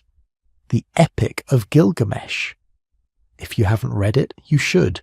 It's one of the oldest written stories in human history, composed in ancient Mesopotamia around 4,000 years ago. But the story it tells is much, much older, passed down through generations of oral tradition before anyone thought to write it down on clay tablets. And right in the middle of this epic adventure tale about a legendary king, there's a flood story. Not just any flood, a catastrophic deluge that destroys the world. In the story, a man named Utnapishtim is warned by the gods that a great flood is coming. He's told to build a boat, a massive vessel sealed with pitch and tar. He's instructed to bring aboard his family, craftsmen to preserve essential skills, and animals, breeding pairs to repopulate the earth after the waters recede. The flood comes. It's described in vivid, terrifying detail. Water rising for 6 days and 7 nights. The storm so violent that even the gods are frightened by what they've unleashed. Everything drowns. Every city, every field, every living thing except what's on the boat. Then the waters recede. The boat comes to rest on a mountain. Utnapishtim sends out birds to test whether the land has dried. First a dove, which returns, then a swallow, which also returns. Finally a raven, which doesn't come back because it's found land. The world begins again. Sound familiar? It should. because the biblical story of Noah is essentially the same narrative, same basic structure, same key details, same theological purpose. One righteous man warned by the divine, one boat, one family, animals saved in pairs, birds sent out to test for land. The parallels are so exact that scholars have known for over a century that one story must have influenced the other, or more likely, both stories come from the same, much older source. But here's what nobody could explain. Where did the original story come from? Floods happen all the time. Rivers overflow, storms bring heavy rains. Why would one flood become the defining catastrophe story for dozens of cultures across thousands of years? Why would people remember it so vividly that they kept telling the story for millennia, adding religious meaning and moral lessons but always keeping the core details intact? Then geologists started reconstructing what happened at the Black Sea 7,600 years ago, and suddenly the story made sense. Not metaphorical sense, literal sense. Think about it. You're living in a farming village on the shore of a freshwater lake. Your people have been there for generations. The lake provides fish. The surrounding land is fertile. Life is good. Then one day you hear a sound, a distant roar that gets louder every hour. By evening you can see it on the horizon, a wall of water, not rising slowly like a normal flood, exploding across the landscape like something alive and angry.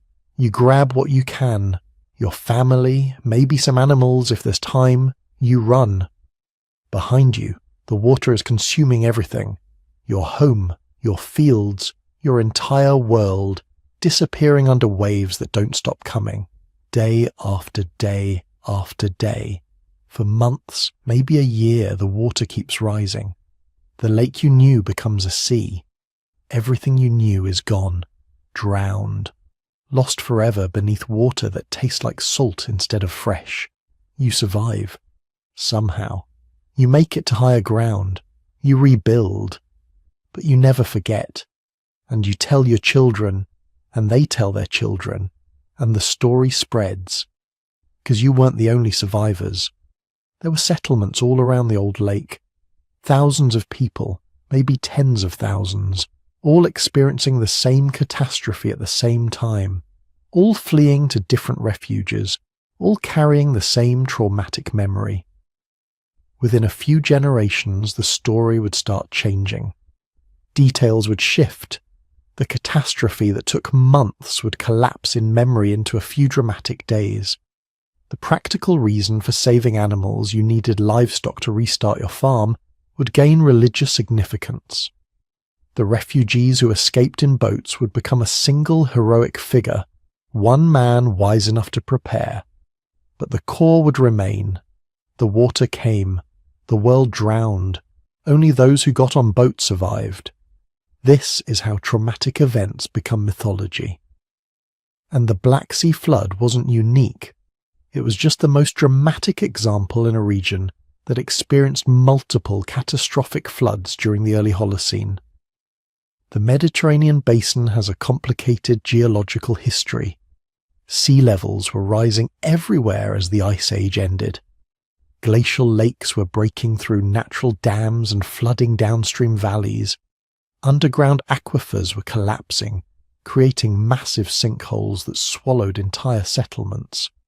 The same process that flooded the Black Sea happened at least twice before in the Mediterranean itself. Around 14,000 years ago, Lake Agassiz in North America burst through its ice dam and sent so much fresh water into the North Atlantic that it disrupted ocean currents and triggered a temporary return to Ice Age conditions. This event would have caused massive flooding around coastal communities in Europe and the Near East. Around 6,000 years ago, another catastrophic flood hit the region, when the Mediterranean broke through into what's now the Sahara Desert, filling a series of massive lakes that later dried up again. Evidence for this event comes from geological surveys showing ancient shorelines hundreds of miles inland from the current coast. Some researchers think the flooding of the Black Sea might have triggered a chain reaction. All that water pouring through the Bosphorus had to go somewhere. Sea levels in the Mediterranean would have risen slightly, maybe just a few inches, but enough to overflow river deltas and flood coastal settlements. The psychological impact would have been devastating. Communities that had lived by the sea for generations suddenly found their homes underwater, and unlike a river flood that recedes after a few days or weeks, these floods were permanent. The sea level wasn't going back down. Your land was gone forever. This helps explain why flood myths are so widespread. It's not that every culture experienced the exact same catastrophe. It's that every culture around the Mediterranean and Black Sea experienced related catastrophes during the same general period. Between 8,000 and 6,000 years ago, rising sea levels and geological instability created a perfect storm of flooding events. Each culture preserved its own version of the story, adding local details and cultural interpretations, but all remembering the same basic truth. The water came and took the old world away. The Greek story of Deucalion, the Roman tale of the flood that only Deucalion and Pyrrha survived, the Sumerian myth of Ziusudra, the Akkadian story of Atrahasis, Hindu texts describing the Matsya avatar saving Manu from a great deluge. Even cultures far from the Mediterranean have flood stories. The Aboriginal Australians have traditions of the sea rising and drowning coastal lands, which makes sense because the same post-Ice Age sea level rise that flooded the Black Sea also flooded vast areas of the Australian continental shelf. But the Mediterranean and Near Eastern stories are different. They're more specific, more detailed, and they all share elements that match what we know about the Black Sea event. The sudden onset, the complete destruction, the survival of a few in boats, the religious or moral framework suggesting the flood was divine punishment. This last element is particularly interesting because it reveals something about how humans process trauma. When catastrophe strikes, we need it to mean something.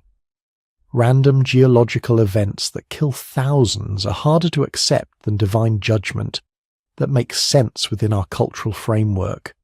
So, the survivors didn't just remember the flood, they interpreted it. They added meaning.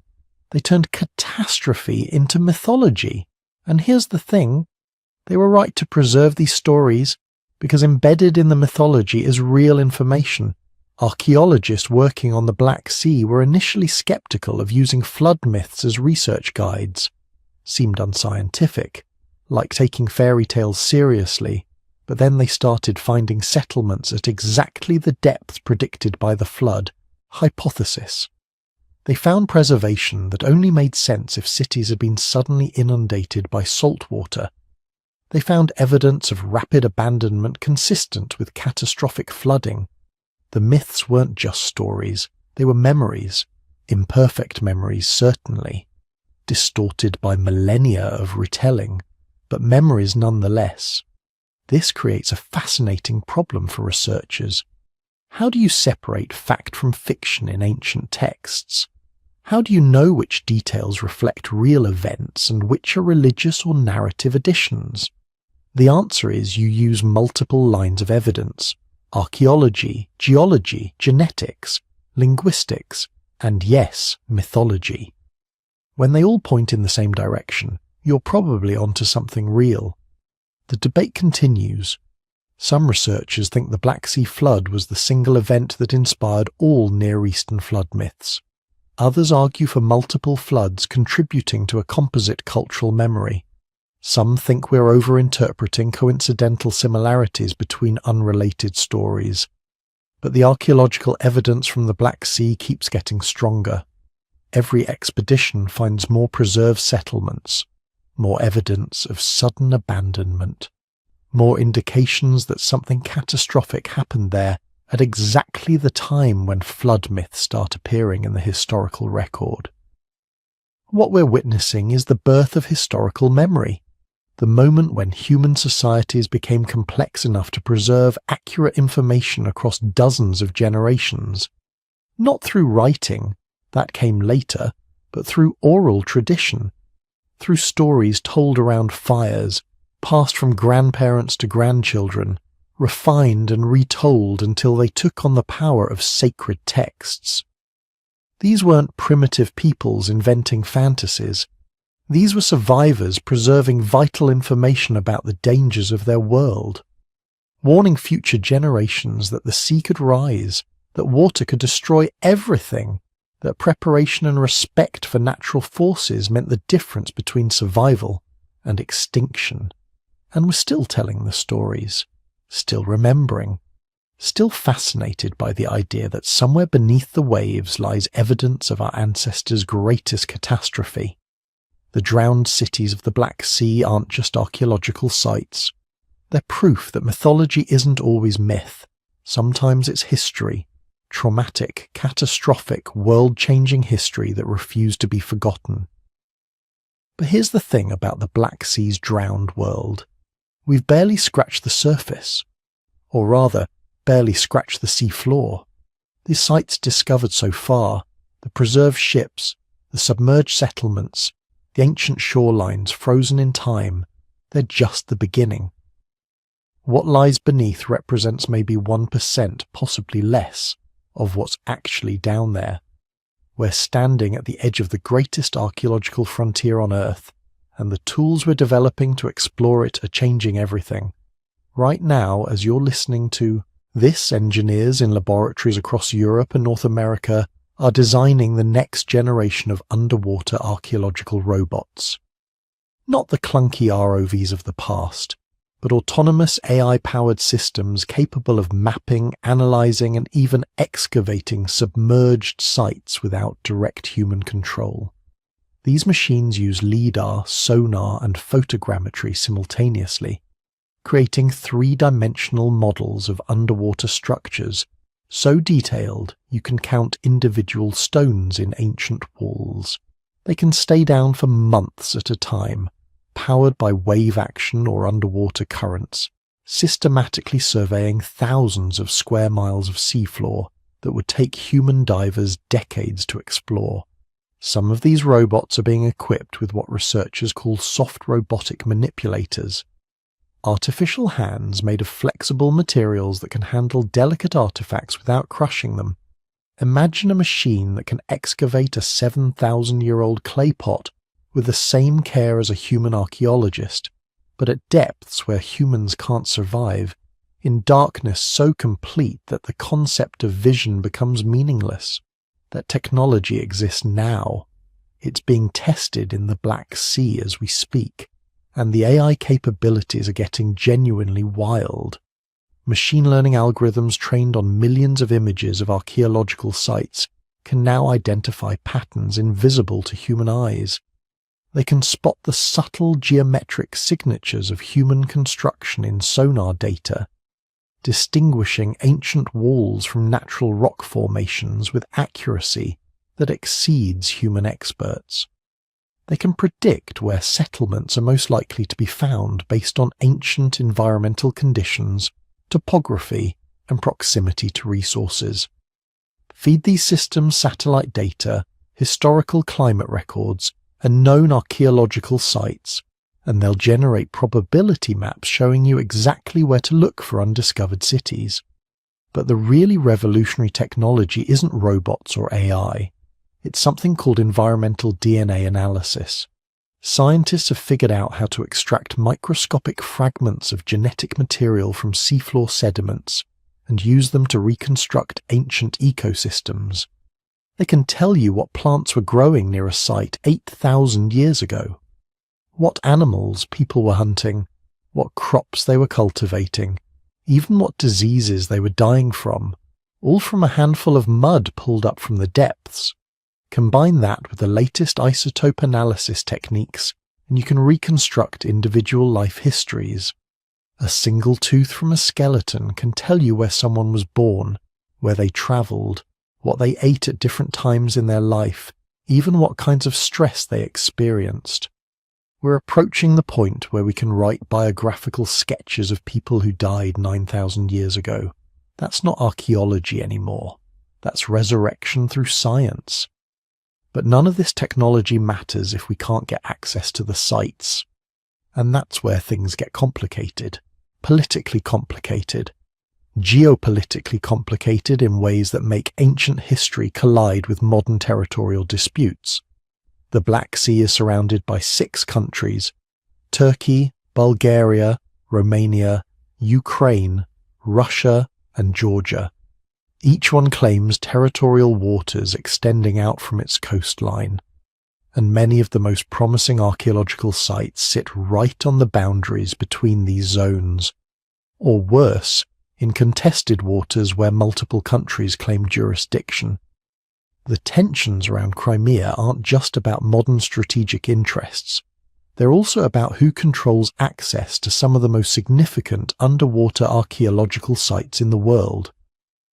Russia's annexation of Crimea in 2014 didn't just shift political boundaries, it shifted archaeological control. Sites that Ukrainian researchers had been studying for years suddenly became inaccessible to them. Russian institutions took over the research, but international sanctions made it nearly impossible for them to collaborate with Western scientists. Potential discoveries get caught in bureaucratic tangles that have nothing to do with archaeology and everything to do with power politics. And it's not just Russia and Ukraine. Turkey controls the Bosphorus Strait, the only connection between the Black Sea and the Mediterranean. Any international research expedition has to pass through Turkish waters, navigate Turkish regulations, get Turkish permits. That gives Turkey enormous influence over who can research what and where. Sometimes that works in archaeology's favour. Turkey has protected certain sites from commercial exploitation. Other times it creates frustrating delays and access restrictions that slow research to a crawl. Bulgaria and Romania have their own priorities, their own archaeological institutions that sometimes cooperate with international teams and sometimes compete with them. Georgia and Russia have their own territorial disputes that make collaborative research in certain areas basically impossible. The result is a patchwork of archaeological knowledge with huge gaps that exist purely because of modern borders and ancient grudges. But there's a bigger problem than politics, a more urgent threat that's ticking away like a countdown timer on humanity's ability to study these sites at all. Climate change. And not in the way you might think. The Black Sea is warming. Average water temperatures have risen by more than 1 degree Celsius over the past 30 years. That might not sound like much, but it's enough to alter the delicate chemical balance that has preserved these sites for millennia. Remember, the anoxic layer, that zone of zero oxygen water that's kept wooden ships and organic materials from decaying. It's not static. It moves. It rises and falls based on temperature, salinity, and ocean currents. As the Black Sea warms, that boundary is shifting. In some areas, it's moving deeper, exposing sites that were preserved for thousands of years to oxygen-rich water for the first time since they were submerged. And once that happens, the decay clock starts ticking. Wooden structures that looked perfect last decade are beginning to show signs of deterioration. Ships that survived intact for 2,500 years are developing soft spots, structural weaknesses. Marine organisms that couldn't survive in the anoxic zone are moving into newly oxygenated areas, boring into timbers, colonizing artifacts, accelerating the destruction. We're literally watching preservation zones disappear in real time. And the warming isn't uniform, it's creating new currents, shifting sediment patterns, changing the way seafloor sediments accumulate and erode. Some sites are getting buried under fresh sediment which might actually protect them, but others are being eroded, exposed, scattered by currents that didn't exist a generation ago. Ancient walls are collapsing. Artifact layers are being stripped away and dispersed across the seafloor. Sea level rise compounds the problem. Not because it's flooding new areas, the Black Sea's level is controlled by the Bosphorus Strait, not global ocean levels. But because changing water levels alter current patterns, salinity gradients, and the distribution of the anoxic layer. Models predict that within 50 to 100 years, many of the sites we know about will be in significantly different preservation states than they are today. Some might be better preserved, most will be worse, all will be different. Then there's the commercial threat. Natural gas. The Black Sea sits on top of massive natural gas reserves. Billions of cubic meters of methane trapped in rock layers beneath the seafloor. Multiple countries are racing to exploit these reserves, drilling exploratory wells, conducting seismic surveys, planning extraction infrastructure. And they're doing it in exactly the areas where the most important archaeological sites are located, because ancient peoples built their settlements in the same geologically stable coastal areas that are now ideal for offshore drilling platforms. The international legal framework is a mess. Offshore drilling is regulated by a completely different set of laws than archaeological preservation. In most Black Sea nations, energy companies only have to conduct minimal archaeological surveys before beginning operations. Minimal means a quick sonar pass to make sure there aren't any obvious ancient structures in the immediate drilling area. If they don't see anything obvious, they can proceed. Never mind that the most interesting sites are often buried under sediment. Never mind that drilling operations can damage sites hundreds of meters away through vibrations, sediment displacement and chemical contamination. There have been cases, documented but unpublicized, where drilling operations damaged or destroyed significant archaeological sites. A sunken Byzantine merchant vessel, location deliberately kept secret to protect it, was buried under drill cuttings from a nearby well. An ancient harbour structure was fractured by seismic testing. These losses barely made the news. Energy extraction trumps archaeological preservation almost every time, so there's a race happening right now. Archaeologists are racing to survey, document and excavate the most important sites before they're destroyed by climate change, eroded by shifting currents, or obliterated by commercial development. But they're racing with inadequate funding against political obstacles, using technology that's still being developed, working in one of the most difficult environments on Earth, and they're running out of time. But here's what keeps archaeologists working despite these challenges: the certainty that what we've found so far is nothing compared to what's still waiting. The Black Sea shoreline has been rising and falling for millions of years, through dozens of ice age cycles, through countless human epochs. The 7,500-year-old settlements we've discovered might be dramatic, but they're just the most recent layer. What about the people who lived on the Black Sea coast during the last ice age, when sea levels were 120 meters lower than today? Their settlements would be under even deeper water, even harder to find, but they'd be there, preserved by the same anoxic conditions, waiting for technology to advance enough to locate and study them. What about the maritime cultures that must have existed during earlier warm periods, when the Black Sea was connected to the Mediterranean through different channels, when its ecology was completely different? What about the possibility, tantalizing and still unproven, that some of the very oldest human settlements, the first experiments in agriculture, the first permanent villages, might lie beneath the Black Sea, drowned by floods that happened so long ago they're beyond the reach of radiocarbon dating? Machine learning models analysing seafloor topography have identified thousands of potential archaeological sites in the Black Sea. Thousands! And we've excavated fewer than a dozen. The statistical probability suggests that we haven't yet found the most significant sites.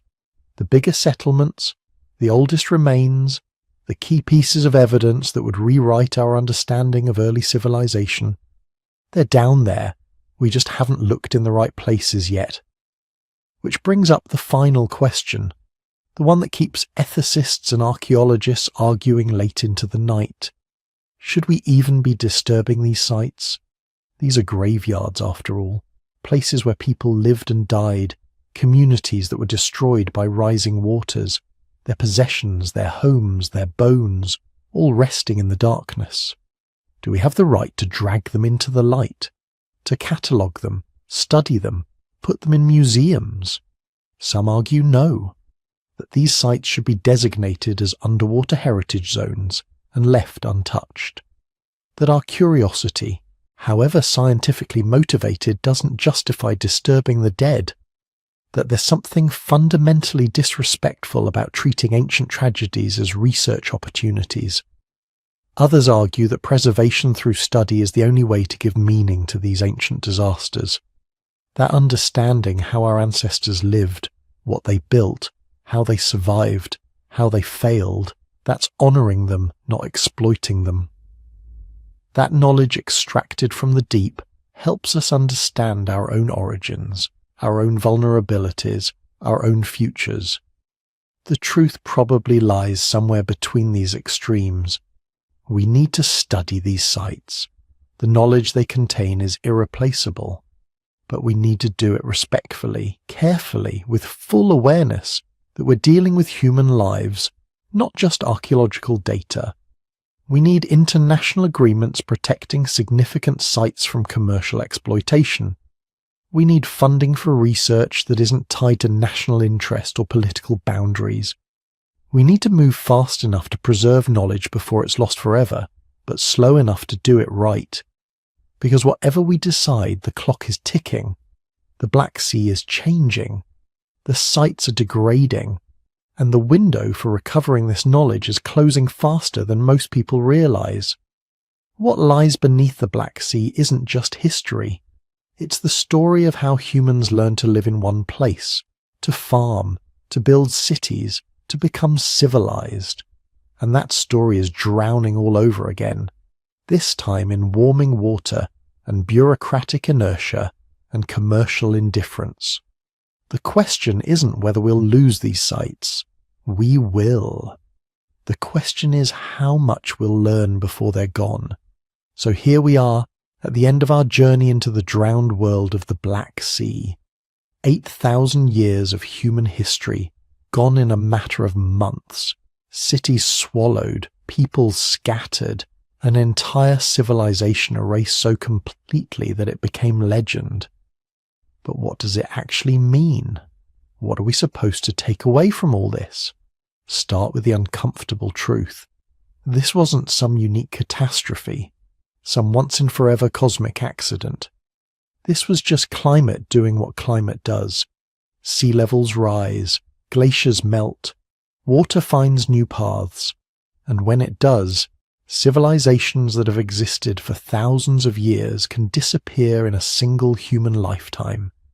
The people living around that freshwater lake in 5600 BCE had no warning. Their ancestors had lived there for millennia. They had developed farming, built permanent settlements, created trade networks. They had every reason to believe their world was stable, permanent, the way things would always be. Then the Mediterranean found a weak point in the Bosphorus Ridge, and everything they knew ceased to exist. We like to think of human civilization as this permanent thing, this inevitable march of progress. We build cities that we imagine will stand for centuries. We create cultures and assume they'll endure. But the Black Sea tells a different story. It says that everything we build exists at the mercy of forces vastly larger than ourselves.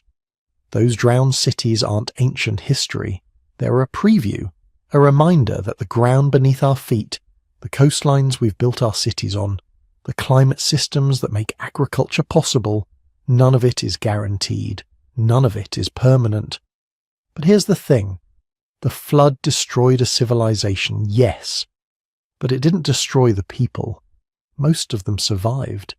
They fled inland, carrying whatever they could salvage. They settled in new territories, rebuilding their lives from scratch, and they told stories. Stories that became the Epic of Gilgamesh, the tale of Noah, flood myths that spread across dozens of cultures.